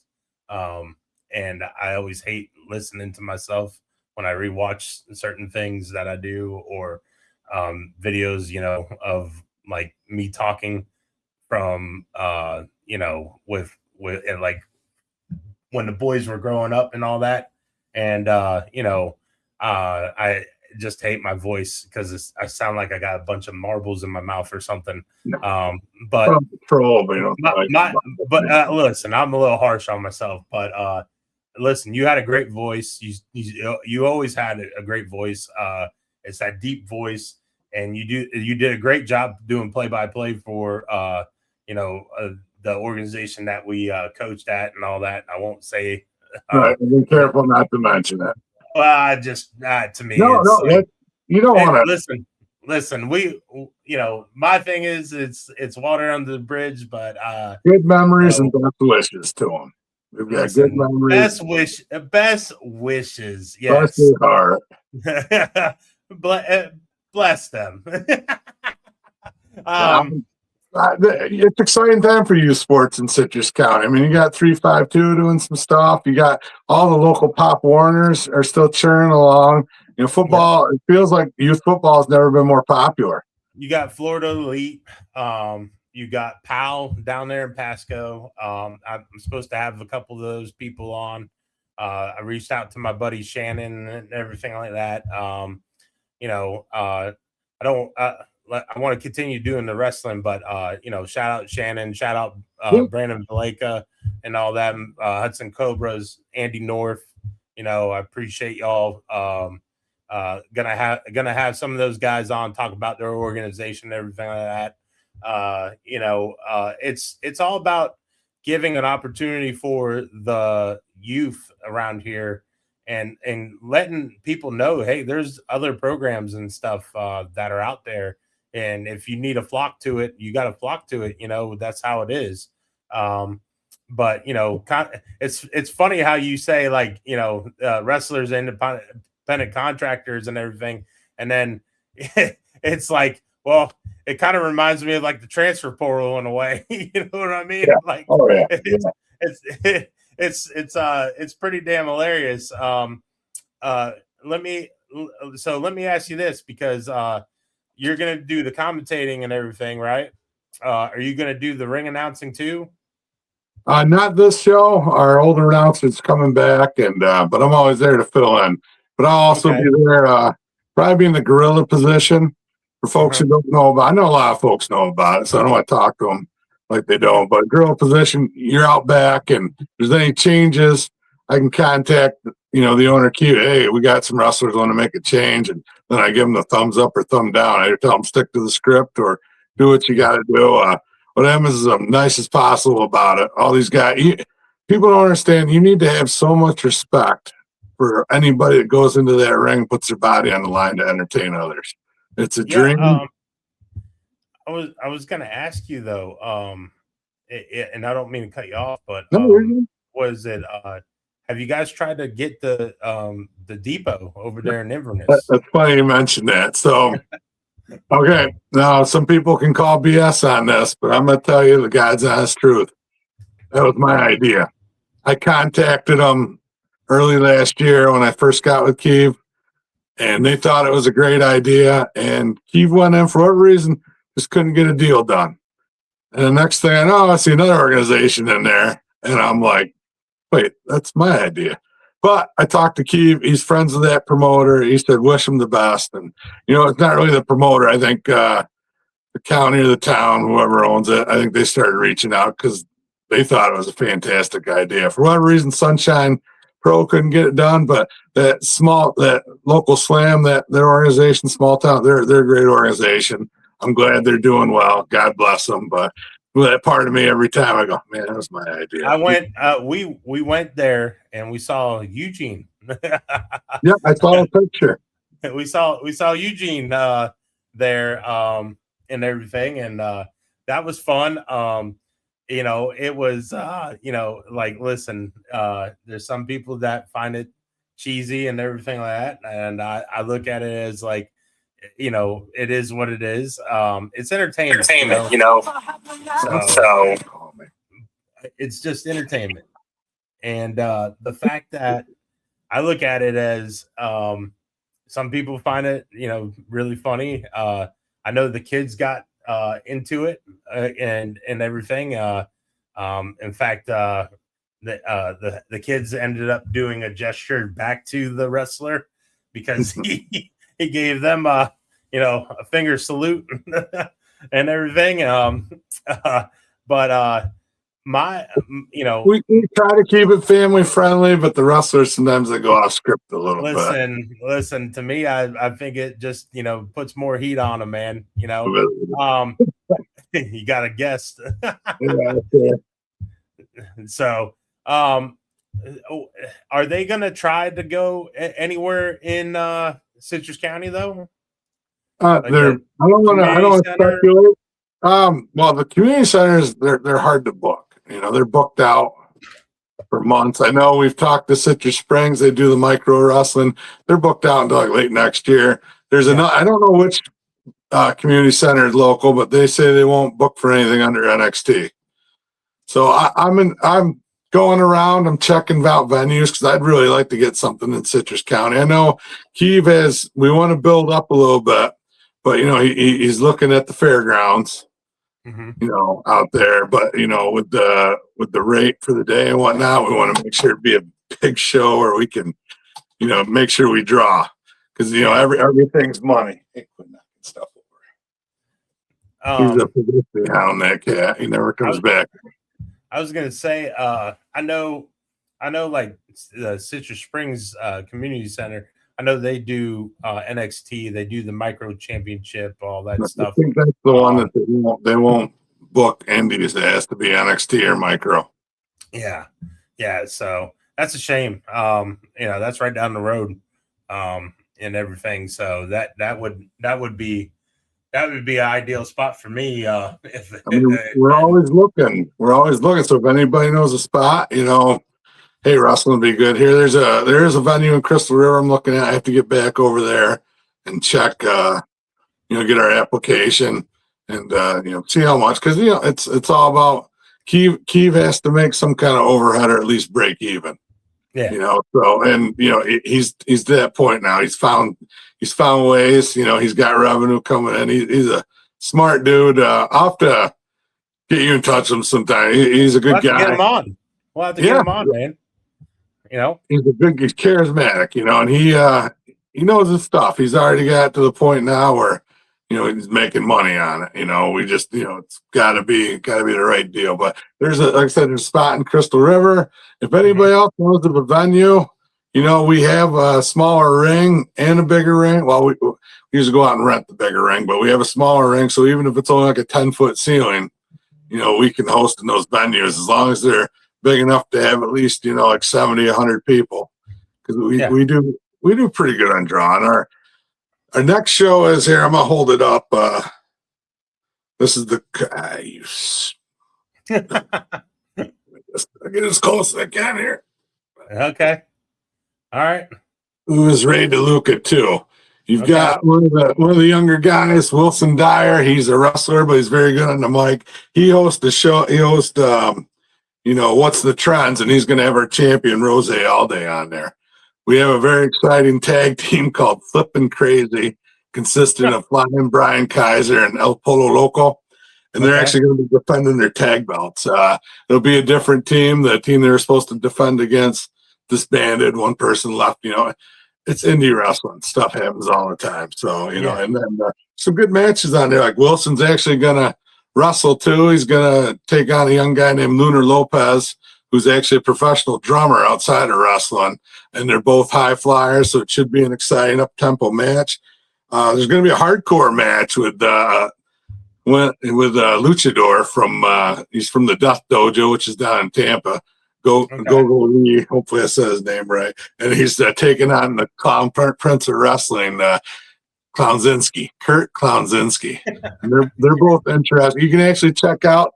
They wrestled each other way back at Champions Quest, which is definitely on the YouTube channel. I mean, if you want to see what it looks like and what you're getting into, some of the guys are on the roster, some of them will be there. And then the women's champion, Raven Knight, she's got she's going to proclaim an open challenge to defend her belt, which if you've ever watched wrestling, that's usually trouble. And there are rumors that, I got a soft spot in my heart for her, though. Gina Saquad, Voodoo Queen might be popping in. But we don't know for sure. So we don't know what's going on. There's a lot of good young female wrestlers that are out there. It's the Empire Wrestling Institute, I believe it's called. That's where we're going to be hosting. And they have a lot of good younger talent, male and female. So we're going to try to showcase some of that. And then in late June, I would say Okalawa, or out there past Bellevue. We've actually booked the community center out there, and that's going to be I want to say it's June 19th. I'll come back and drop it, but I'll be posting on my Facebook too. And we're actually it's exciting because we may actually have two brands, because the Castleberry is such a drive. We're actually thinking about splitting the roster and having the Ocala guys at this other location in Okalawa there. It was a good venue. We've been out there. The only thing I can say is I will probably be a lot more involved in the live show for this one. That's all I'm going to say for that. That teaser, man. Hey, I was wanting to ask you. So basically, the guy that won the championship, he kind of like hightailed it, huh? He was trying to. You guys didn't try to do a Bret Hart screw job, and you weren't trying to take the belt off him before then, or basically, there's the best way I can explain it to you, because I try to get too involved. Booking's one thing, which I'm starting to get into, but being a promoter is a whole different thing. And there's like 3 wrestling schools in the area. Like, you got Tampa, Orlando, and then north of us, I think it's Ocala. But they're like the gatekeepers. And the reason we're I don't want to know if I want to use the word outlaw promotion, but they feel that everything should go through them. All the shows, all the talent. And anytime we sign a person that went through their school, they feel like we're poaching talent. And we're not. We're just trying to give these guys, we try our best not to book on their dates. We're just giving young wrestlers another avenue. And, I don't know for sure, but I think some of them just, I feel like they think they should get the kickbacks, or everything should go through them. So let's just say one of the gatekeepers came out impromptu, won the belt of the show. Now he hasn't picked up his phone forever. But I don't want to speculate. I haven't talked to any of these other people. Mm-hmm. This is what I've heard, and so Keeve handles all that business. So basically, we just had to. I told him the best thing he could do is just do the Vince McMahon thing and never acknowledge it again. And then we'll just have or it's either that or just announce that Sunshine Pro Wrestling has stripped so-and-so of the title due to lack of title defenses. But I mean, seeing these wrestling belts, they ain't cheap. Uh-uh. So I mean, the fact that somebody basically walked off with Sunshine Pro Wrestling's property and now they're not giving it back, Yeah. On the other hand, I remember back in the day, the Iron Sheik was paid. He was going to get paid a lot of money from the AWA or whatever, and Gagne told him to break his leg. Greg Gagne told him to break his leg and Hulk Hogan's leg, and Sheik didn't want to do it. He didn't want to do But it. he's a businessman. He knew what was they were on the cusp of. Well, and then you had I remember when I think it was NWA was running the same show as running the same like exactly like almost near each other, like probably 2 blocks away. They were taking they were doing an event, and WWF, at the time was doing an event too, and Hogan was the champion for WWF. Harley Race told Ric Flair, you watch my bag, and he went to go find Hogan, and he saw Hogan ran into the bathroom because Harley Race had a gun. Harley Race had a gun. He had a Magnum. yeah, he had a freaking damn Clint Eastwood gun going on there, and all these guys are businessmen, though. Even Harley Race ended up in the WWF. That was because they bought up the territories, though. Yeah. Oh, Vince just had the better business model, and he adapted sooner. I mean, it was going cable TV, it was going national. The regional promoters just wanted their kickbacks. It just wasn't meant to be. But the beauty part is, though, now you got all these indie promotions. You can go almost anywhere and find some good independent wrestling. And I know people like to heckle. They think it's cheesy. But, it's like any other sport. You got to respect people just for going out there. And these guys are going out. A lot of them do for peanuts. They go out and put their bodies on the line to try to entertain at the best show they can. They're on search of that. I got a Dave Meltzer 5-star match, but to me, as long as they go out, the story's believable, and you put out a believable good match, that's all these guys can do. But some of them will. They will risk everything just to have a good match for whether it's 20 people or 1,000 people. And you got to respect. The thing too is like you got to respect them. It's just it's kind of like anything anybody does nowadays. You're volunteering to go out there and put your body on the line. It's that's how it is with fighters, and that's how it is with other things too. So the great thing about wrestling, when to boo, when to cheer. So you get your cues, and these guys, they want to get booed. They want you to talk smack to them. The more boos they get, the happier they are if they're a heel. If they're a baby face, they want your cheers, they want your love, they want your adoration. But it's more fun for these guys to play that heel role where they go out, they want to get booed. They want you to, say bad things about their mother. They're going to get off on that, and they're going to put on a good show. Yeah, they're not like soft NBA players now where they gotta basically kick that guy out. So did you see Luka got hurt yesterday, and he was on the ground because he took a charge, I believe, and he got hurt, and a fan was heckling him, and fan was going, that's what happens when you play defense for the first time ever. I hate to see Luka get hurt, but I hate seeing him in a Laker uniform. So we're gonna move on to food. Obviously that's something me and you are passionate about.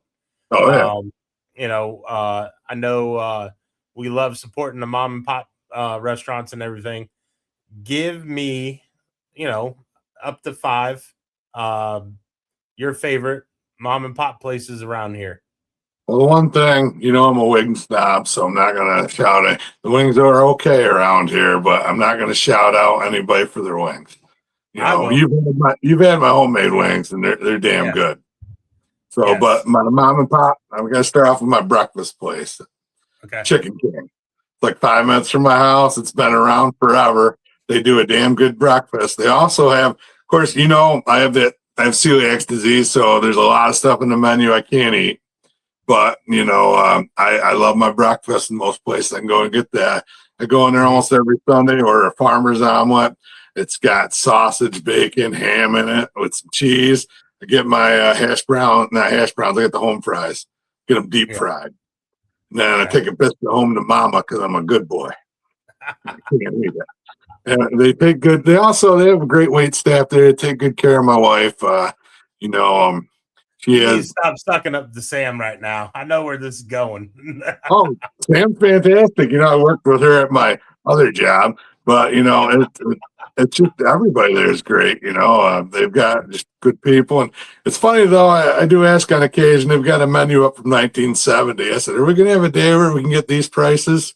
I still haven't gotten an answer back on it. But it's not just breakfast. If you're a fan, they do some great chicken and dumplings. And I don't eat this stuff, but my wife loves the collard greens because, you know, she's a Southern girl at heart. She spent a lot of time in Alabama, Tennessee.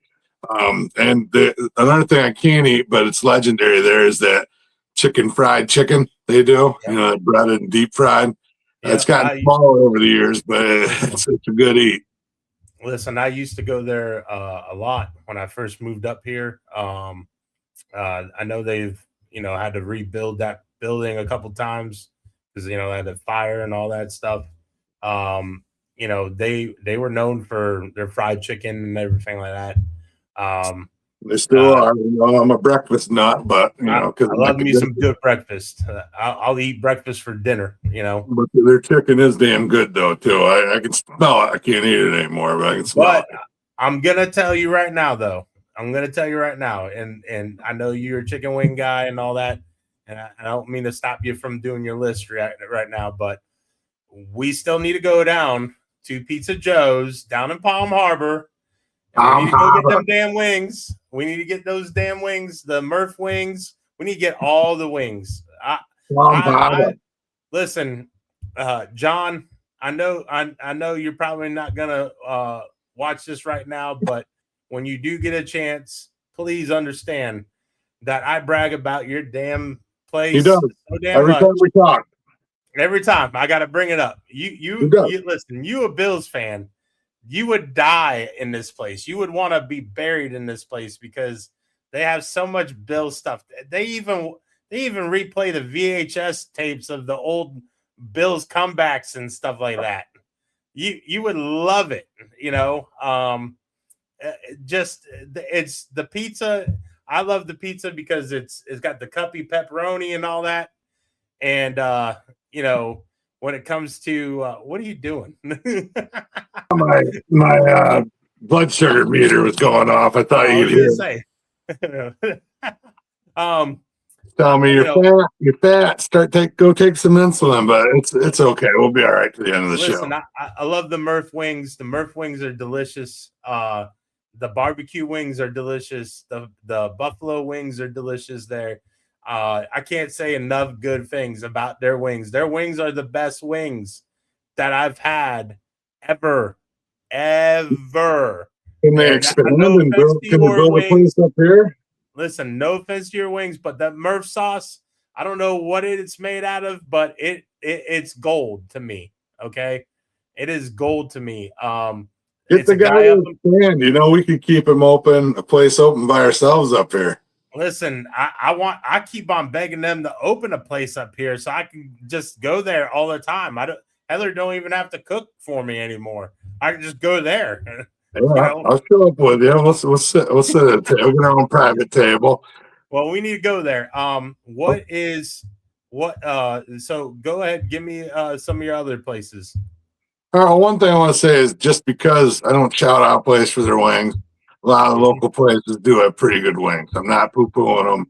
You know, yeah, these aren't places, but like, you know, Lollygaggers, you order the garbage wings, that sauce it's nice. Love me some garbage wings. So, but as for other places, I'm going to go a little fancier with this next one, but it's a local state. Wallace is at the Greenhouse on 19. It's across from one of the car dealerships. It's a great place to go for anniversaries, birthdays, special occasions, or if you're like me and the wife, we just make an excuse to go there. It's a chef-driven menu. The chef Wallace is such a nice guy. He'll come out and talk to you. They have craft cocktails. He's going there and got like 4 or 5 different old fashions. You know, a lot of gluten-free stuff for, you know, God hates me, so I have celiac disease, but I get to go there and order like a human being. I'm also a Bills fan, so you can't shake your head when I say I think God hates me a little bit. But I recommend, if you've got an anniversary, a birthday, go out. It's a local place. It's fine dining, so it is going to cost you a little extra. But some of the best meals I've ever had there. If you go out and order one of their fillets, it just about melts in your mouth before you can finish it. But they also have, fish dishes.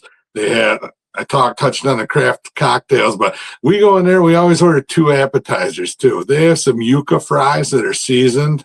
It's some of the best damn fried stuff you're ever going to have. And then we get he does a crab dip there. And I've tried to recreate it at home. I can't do it with seasoned homemade potato chips. Yeah. I'm just like, I'm like, hey, look over there, honey. And I'm like scooping a bunch into my mouth while she's looking the other way. She's like, what happened to most of it? Oh. But it's a great place. It's easy to get to. I can't talk enough, too, about how nice that guy is, the chef out there, Walls. The whole wait staff's nice. Yeah. You're treated with respect there. It's a cozy atmosphere. You don't have to dress up. I see people in shorts and sandals there. Wouldn't really, if anybody ever walked there with a tank top, I might do a Tony Soprano and be like, hey, go put on a shirt. But, it's a really good place. I can't talk enough about it. So I'm not going to stop. If anybody needs the recommendation, they can talk to it. You can usually look up their menu online too. It's chef driven. He changes it.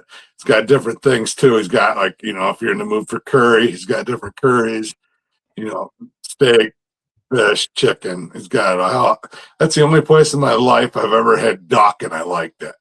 Yeah. Yeah. I'm not a big fan of duck, but No. the only place I've ever ordered the duck and I was like, oh, I wish I could get more, but I remember my first time having duck. I had duck on a cruise ship. I was like the coffee roasted one listen, from I was 12 years old. I didn't it tasted really good to me. I mean, sure. but my grandpa used to eat sockeye salmon soup with freaking he eat it with some weird crackers and all that stuff. I was like what other places you got? Another place that I just recently discovered is Noodle World over there by the old Kmart where Planet Fitness is. Okay, you like them? I wasn't too high on them. A Vietnamese place. Yeah, I've been there. $15, you get this gigantic bowl of food, and me, I just mix it all together. And I'm a fan too because rice noodles I can eat. I can go in there and order like a human being. I don't got to worry about what's in stuff.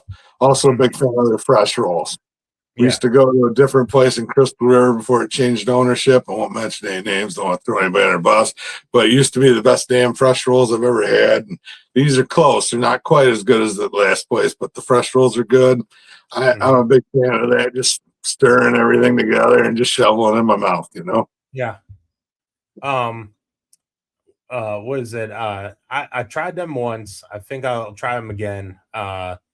They were okay. I was kind of a little disappointed on options and stuff like that, but I'm willing to give I'm willing to give them a second chance. Sometimes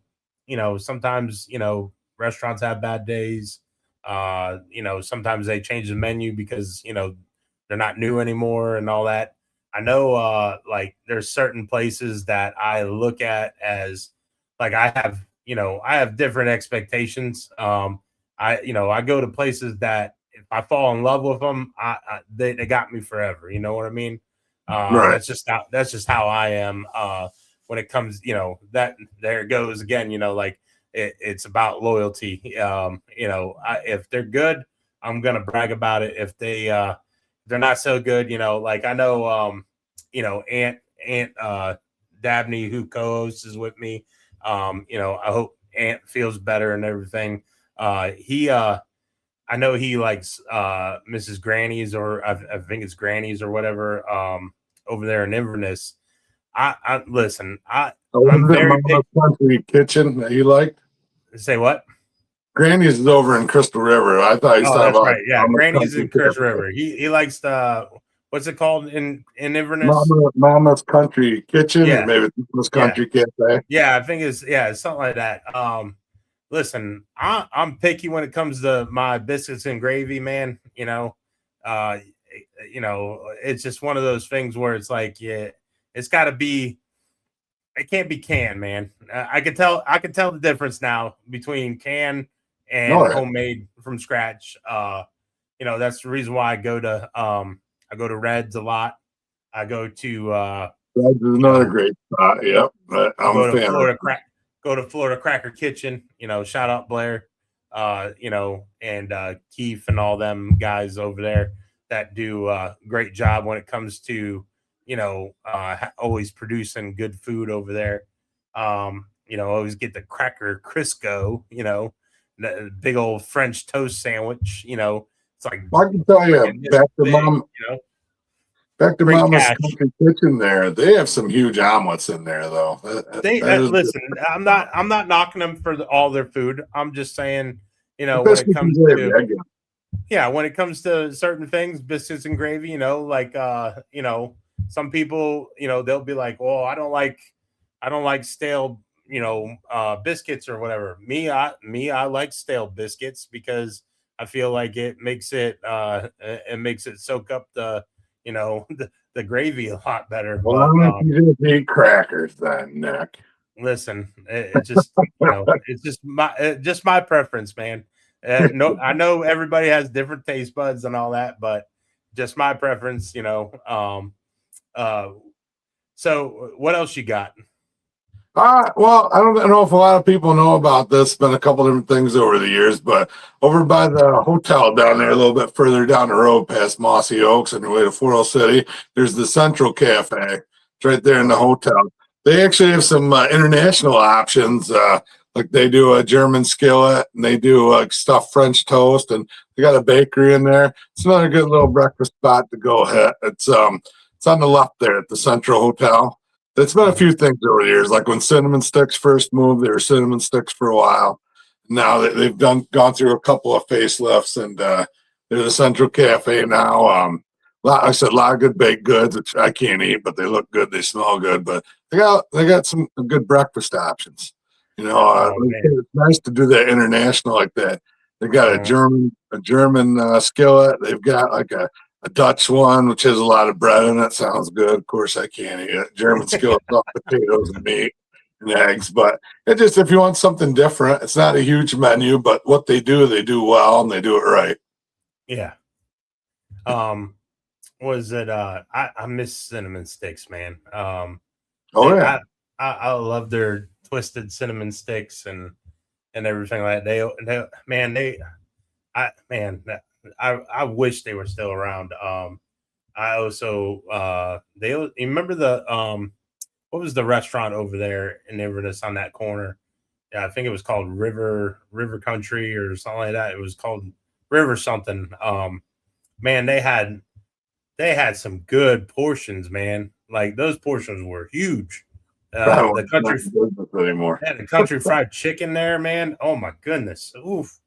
That right there, I was just like, damn, I was blown away, man. When it came to that situation, I always would order the same thing there. And this damn country chicken would hang off the plate and all that.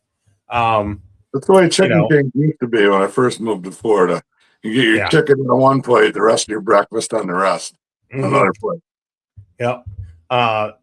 Was it what else? Name one more. What you got?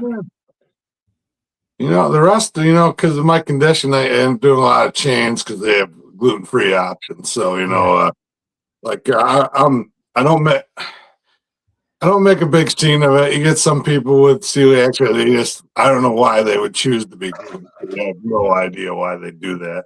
They make a big scene of it, and I just kind of go in quietly, pick through, and see what I can eat.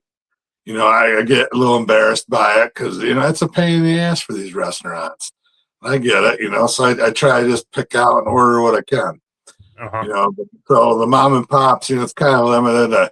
You don't want to call out everybody or give out, 30 breakfast places, But there's a place close to me I haven't tried yet, but it's Citrus County. Anything new gets a buzz. You got that Tequila Gardens close to me. They're packed all the time. Keep on hearing mixed things about it. They're always packed, so I won't go until it goes down.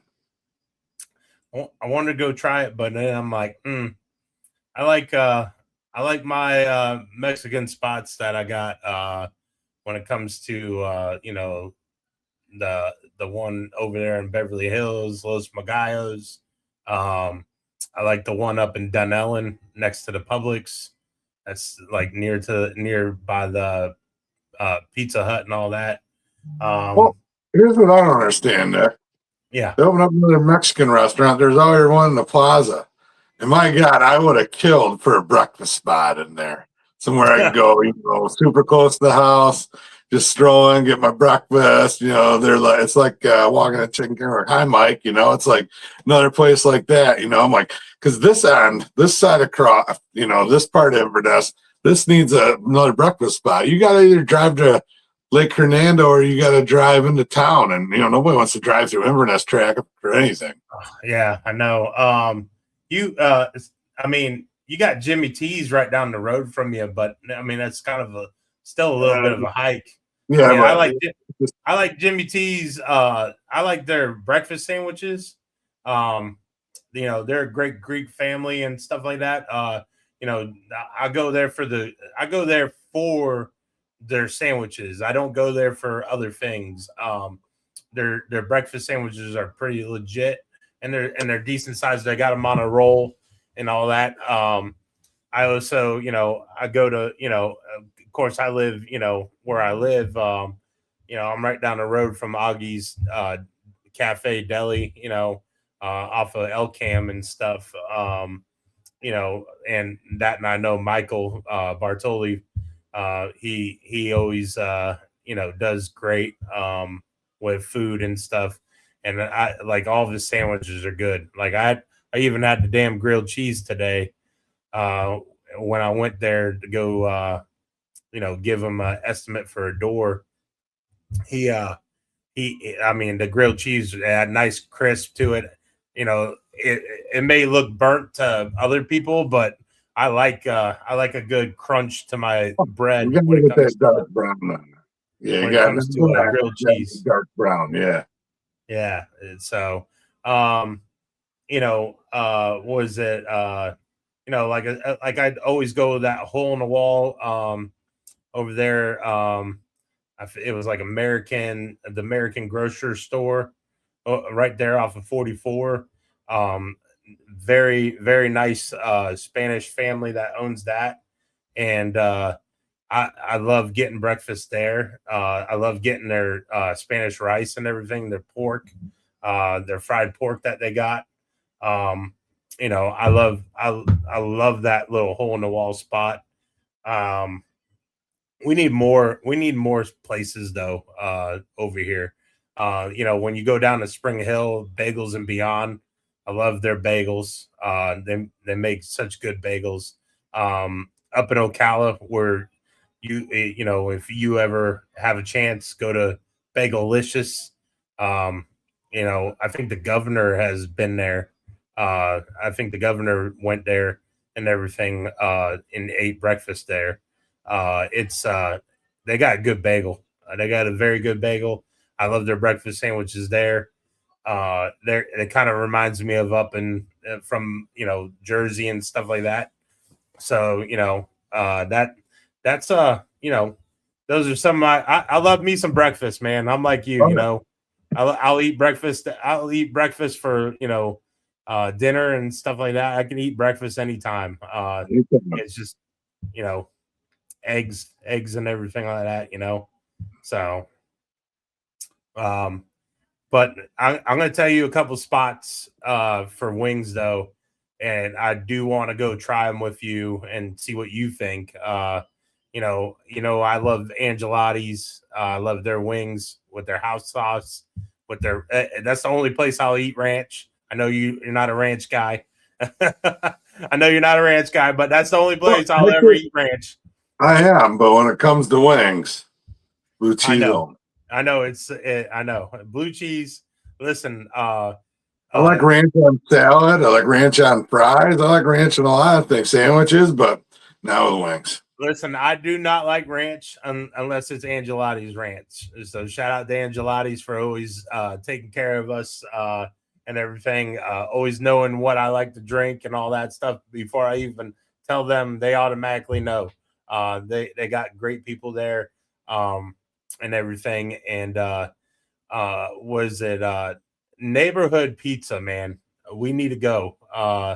We need to pick a weekend where we can go get wings there because those wings are pretty damn big and they make the chunky blue cheese, man. Chunky blue cheese. I don't listen.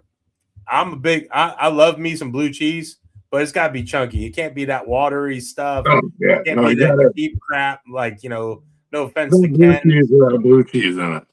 Listen, it's got to have chunks of blue cheese. It can't not have chunks of blue cheese.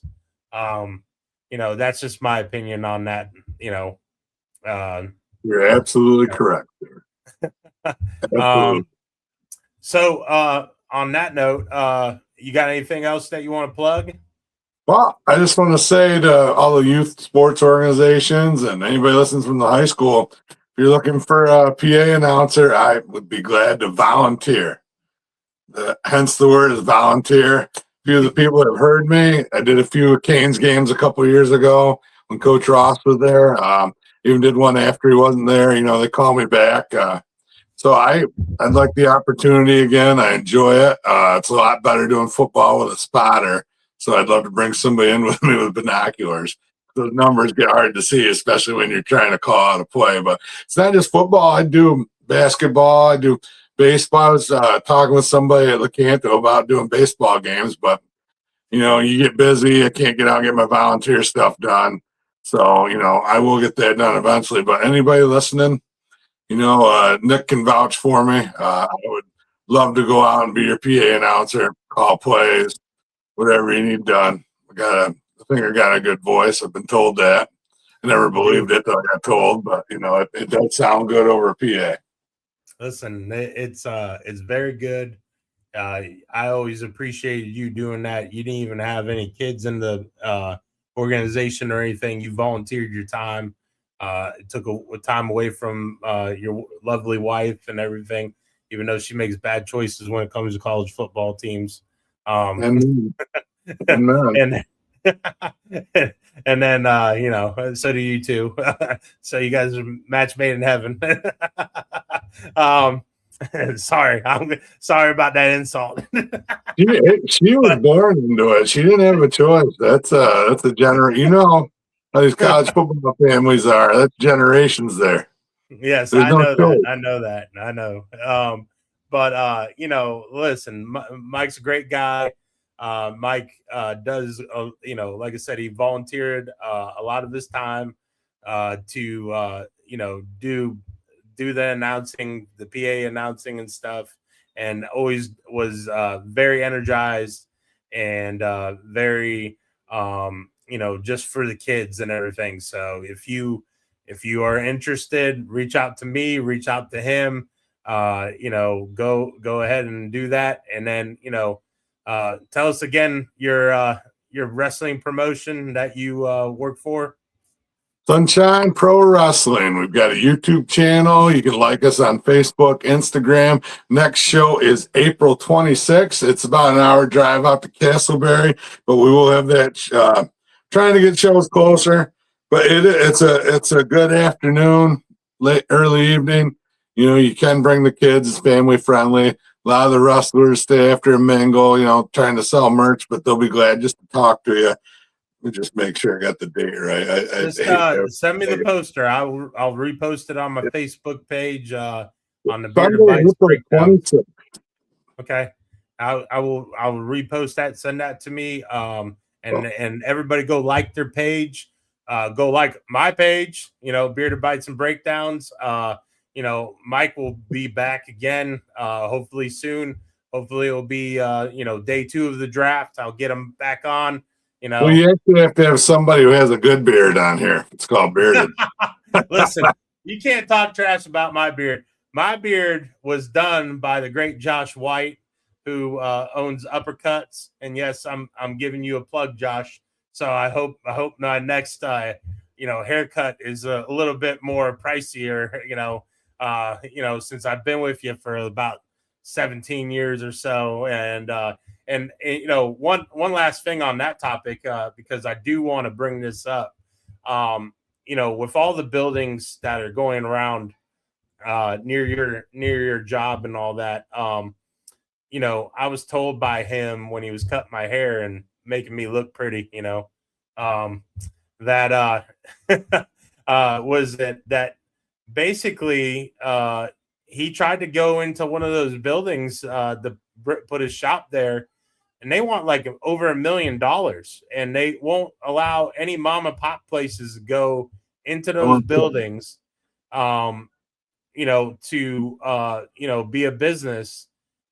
They won't let them do that unless they're like a national brand, which is crazy to me because Citrus County is kind of built on mom and pop places, but they want to be Spring Hill.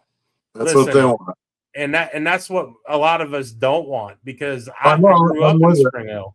I grew up in Spring Hill, and quiet. It was a lot like where I grew up in New York. Of course, I thought it was a metropolis when I moved here 20 years ago compared to what I grew up in. But no, we don't want that. But like those lots sold for millions of dollars. So I mean, it took forever too, because that store opened in 2013 and nothing was around there for like 5 years, and then McDonald's came in. And then a few years later, and now everything's just booming because you got 1,000 people moving to just the county every week. Housing, jobs, shopping. It's gonna. At least they're improving the infrastructure. The roads have gotten better, especially that road 491 from the 44 to the highway. That's improved tremendously. So kudos to the county for that. Actually, I got one more plug. I almost forgot. Friend of mine, Stacy Worthington, is running for a county commissioner spot. We're trying to do politics on here, Nick. I apologize, but she's a friend of mine. I know her. I'm not telling anybody to vote for her. Just look at what these commissioners are standing on and what they're running on and what they can give the county. And look at some of the incumbents and just see what exactly have they done for us. I'm not going to poo-poo anybody. I'm not going to get into that kind of politics. I'm just going to say, before you go, don't just go check a box. Read up. There's lots of literature out there.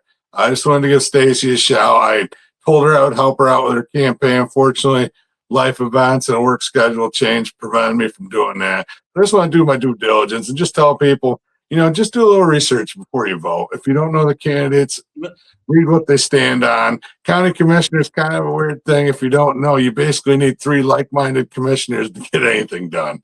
And the only one I know is Stacy. So I just wanted to give her a plug and ask people to go out and look at the facts and look at who they think best represents them. Now, before we go, and I do, so now you got me intrigued.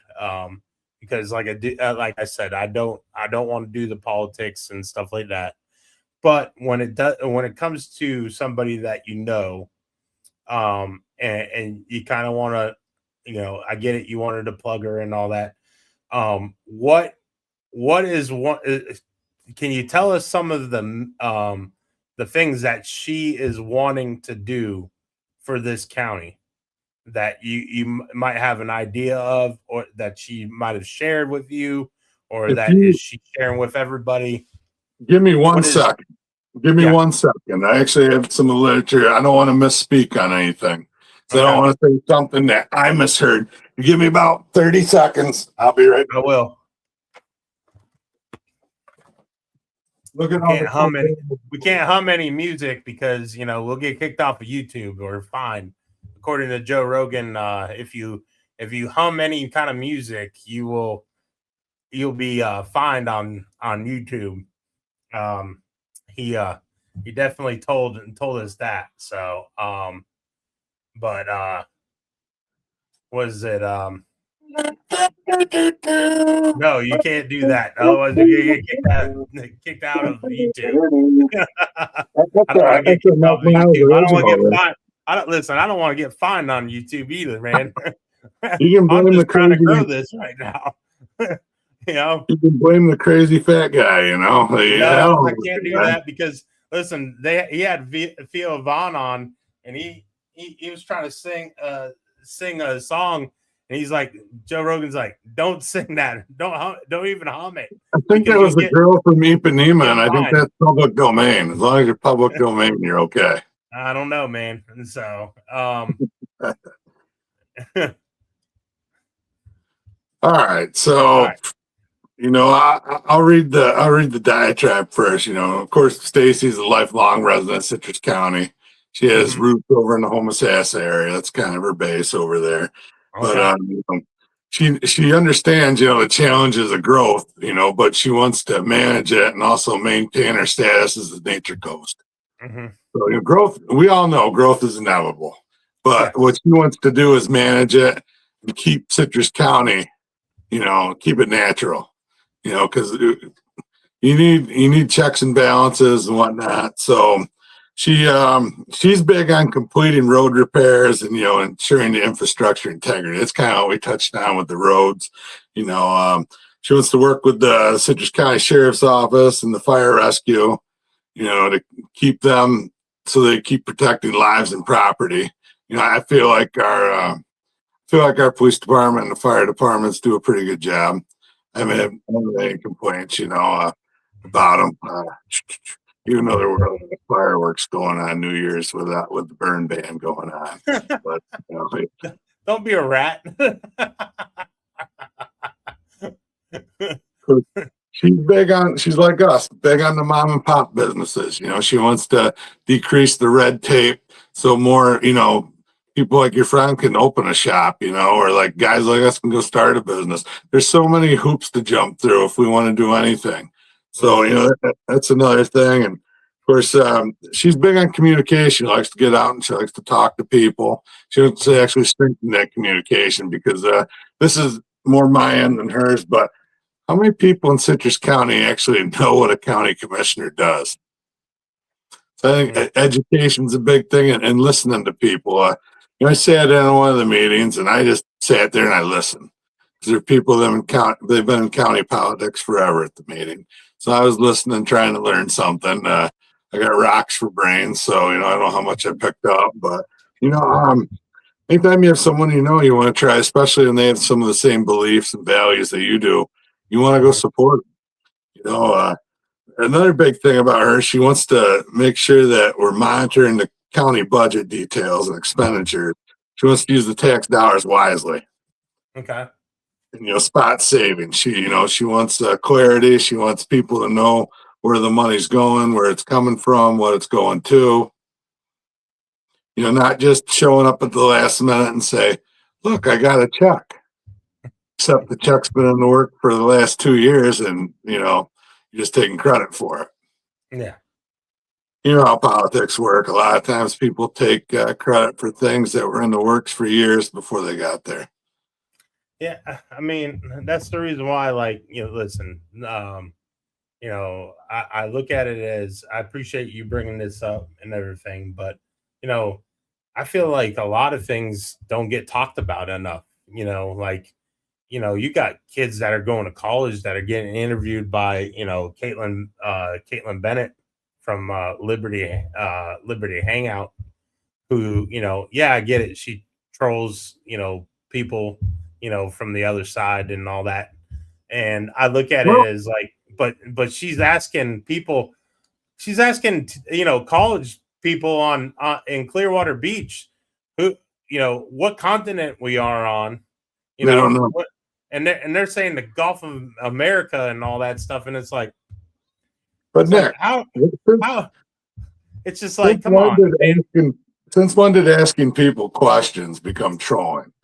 Well, it's like I mean, people shout and scream, but you ask them questions, they either don't know the answer or they get certain things that there's certain things I like about her show, but I also feel like sometimes she trolls. She trolls too much at times, and it's like, listen, these people are just going to the farmers markets and all this stuff.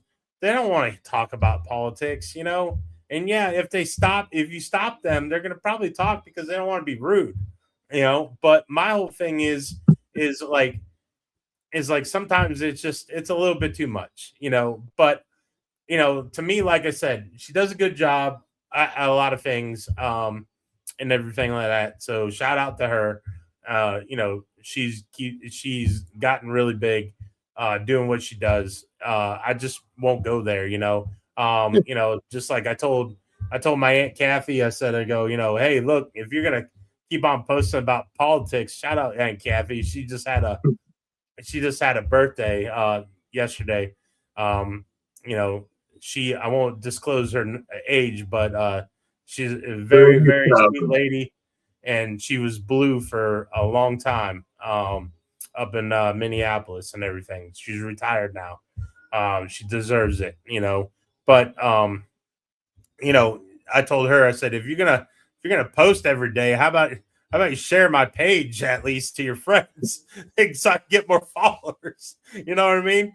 But I feel like a lot of people don't know what a county commissioner does. I feel like a lot of people don't do a lot of things that they should, do their due diligence and everything. I've got an open mind on things. I got a lot of people that come at me on my personal post, because I don't agree with what they think and all that. And I'm like, we're allowed to disagree. Yeah. We're allowed to disagree. The art of civil arguments, civil conversations gone. If people don't, one side listens, the other side you can't approach them with. I won't say what. I'll let people make up their own. I feel like it's a mixture now. I feel like it's gotten to a point where it's a mixture now. Yes, it's on one side it's really bad, but I also feel like too, we need to do a better job of communicating. We need to do a better job of just listening, and not blowing a gasket. You know what I mean? Well, having a conversation without and try to understand everybody's side and point of view. I get it. Sometimes it's just crazy and everything. I mean, look at it. We got people going to the moon. We got people going to the moon, and it's not even a big deal anymore. We're actually going to the moon. I mean, to me, I think it's a big deal, but I mean, some people don't. Because they rather talk about blue and red instead of red, white, and blue. I've got friends. I'm not going to say which side I am. Most people figure it out. I've tried to have those conversations. I found most of them I can't even talk to because they're the ones that get agitated and angry. And I'm like, we can't even have a civil conversation. Oh. So I'm like, all right, well, we're friends. We just won't talk about it then. Listen, I don't bring it up. You don't bring it up. Listen, that's the reason why I love sports. I get it. There's a lot of politics in sports too. I mean, we can have a 20-hour show on just 20 hour straight show of just that conversation alone, especially around this county. It's just what bothers me is no one can have an actual conversation without blowing a gasket or getting offended or wanting to walk away and call them names and all that stuff. It drives me bonkers. And to me, like, it's just not cool. Like I wish we would go back to, at least, hey, we agree to disagree and move on, and let's still be friends. Let's still be family. You got family that will block other family members because they don't agree with what they believe in and all that stuff, or they have different point of views. And to me, it's just not worth it. That's the reason why, like, I love freelancing, and having open minds and stuff like that about certain topics and all that. I don't want to get in a deep dive on that topic, but I'm glad you let me do my plug for her. Now I feel like I at least fulfilled part of a promise, I'd made to help with the campaign. Listen, man, listen, I appreciate you doing that. I mean, to me, that, a lot of people sit there and they complain about, the talking head that's in the White House, but let's control what we can control around here. Right.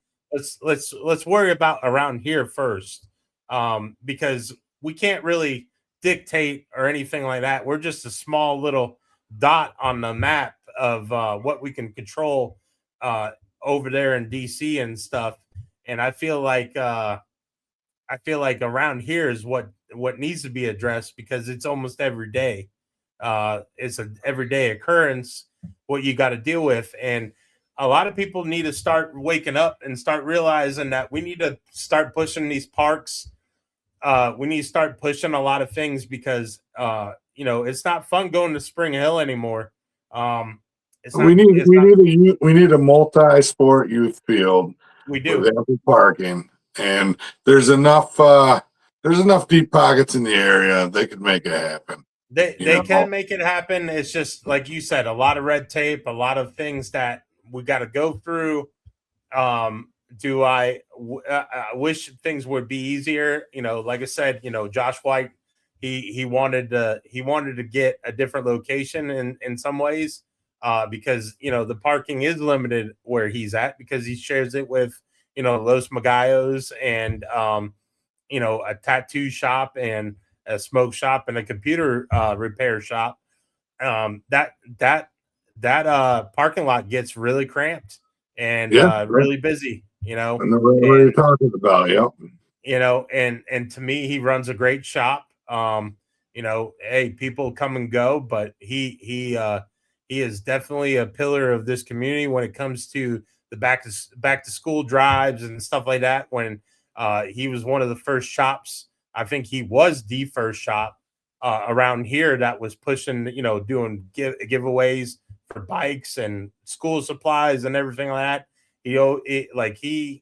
And it's form of flattery. Other shops started doing it and basically kind of copying what he was doing, which to me is a good thing. We need more of that. We need to be unified more. In all aspects, because to me we're getting away from a lot of morals of certain things that should never change. But I also feel like too we are a lot more open-minded when it comes to a lot of things. So, and like I said, you will be back probably day 2 of the draft. I'm looking forward to that. I'm looking forward to having you on more often. Hopefully I get Ant to come back. Ant will be back and healthy and all that stuff. And I feel like we'll make this is just a growing show and everything like that. And I appreciate you being a friend and always talking ball. And hey man, like I said, hope everything is good with you and the fam. And let me ask you this before we go, because I've been trying to do this with every guest. So last thing, 3 things that you're thankful for.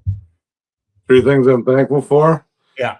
My family, of course. Love my wife, love my parents. I'm glad I got everybody in there healthy. A few good friends I have. You're in that circle. And the older you get, the less good friends you have. You know what I'm talking about. Mm-hmm. I'm thankful for the opportunity that Sunshine Pro Wrestling's given me. It's been, I love being, however little business it is, I love being in the business. Gives me something to do, besides football and fantasy football. We get to help with the storylines. And like I said, I'm going to be the Okalao show. I'm going to be quite a bit more hands-on in the show. I'm not going to say too much, but you guys will know before it happens. And if it does happen, I'm going to need some friend support in the crowd. So you better You better send me a clip of what happens and all that stuff. And everything. Check out the YouTube channel. It's easy to find, Sunshine Pro Wrestling. You'll see me in spots doing interviews. The one show I announced isn't out yet, but there's a couple interviews. There was the face-off between the ladies for the championship. I have an interview on there. The first one wasn't good with Muhammad Ali, but it's Ali Muhammad, but he's not with the organization. I did an okay interview with Rose, but one with Wilson. So there's some stuff on there, but yeah, it's fun. I said thing with family, friends, this wrestling thing, and of course, chicken wings. Listen, I'm always down for some chicken wings, man. And so we will have to get together. Like I said, I would like to have you more on often, and as a occasional guest, just because hey, look, I love people that have a lot of sports knowledge and everything. That, and I would also like to do like a 5-round debate with Al on here. So you can not be the referee, but I could be the referee this time, and you and him could argue, because you would always start stuff with me and Al, and this then is what's gonna happen. I'm gonna get you guys wound up, and then I'm gonna log off. You ain't gonna do that to me, because I'm the host. I'll go ahead. I'll mute my mic so I don't even respond. They killed many a work morning for me. That's all I'm gonna say. Is when we're all working together, I just wind you guys up and go to work, and I come back and still be going at it. Listen, I love him to death. He's like my brother from another mother, and everything. And I look forward to having him on with you. And like I said, we'll get together soon, and I'd like to have you on more often. That way you can promote your Sunshine Pro Wrestling, and go from there, man. So with that being said, subscribe to Bearded Bites Breakdowns page, the Facebook page. We have over 100 followers now, so I'm actually able to go live on the actual Bearded Bites and Breakdowns page. I don't have to do it on my personal page no more. So that's great. We're on Twitch at Bearded Bites, Bearded Bites and Breakdown on Twitch. We're on YouTube. Go follow it, go like, subscribe, and I will share that Sunshine Pro Wrestling so everybody can see it. And good luck to you, Mike. Facebook, right. Instagram. We got a YouTube channel. Hit like, hit subscribe. Enjoy the chaos.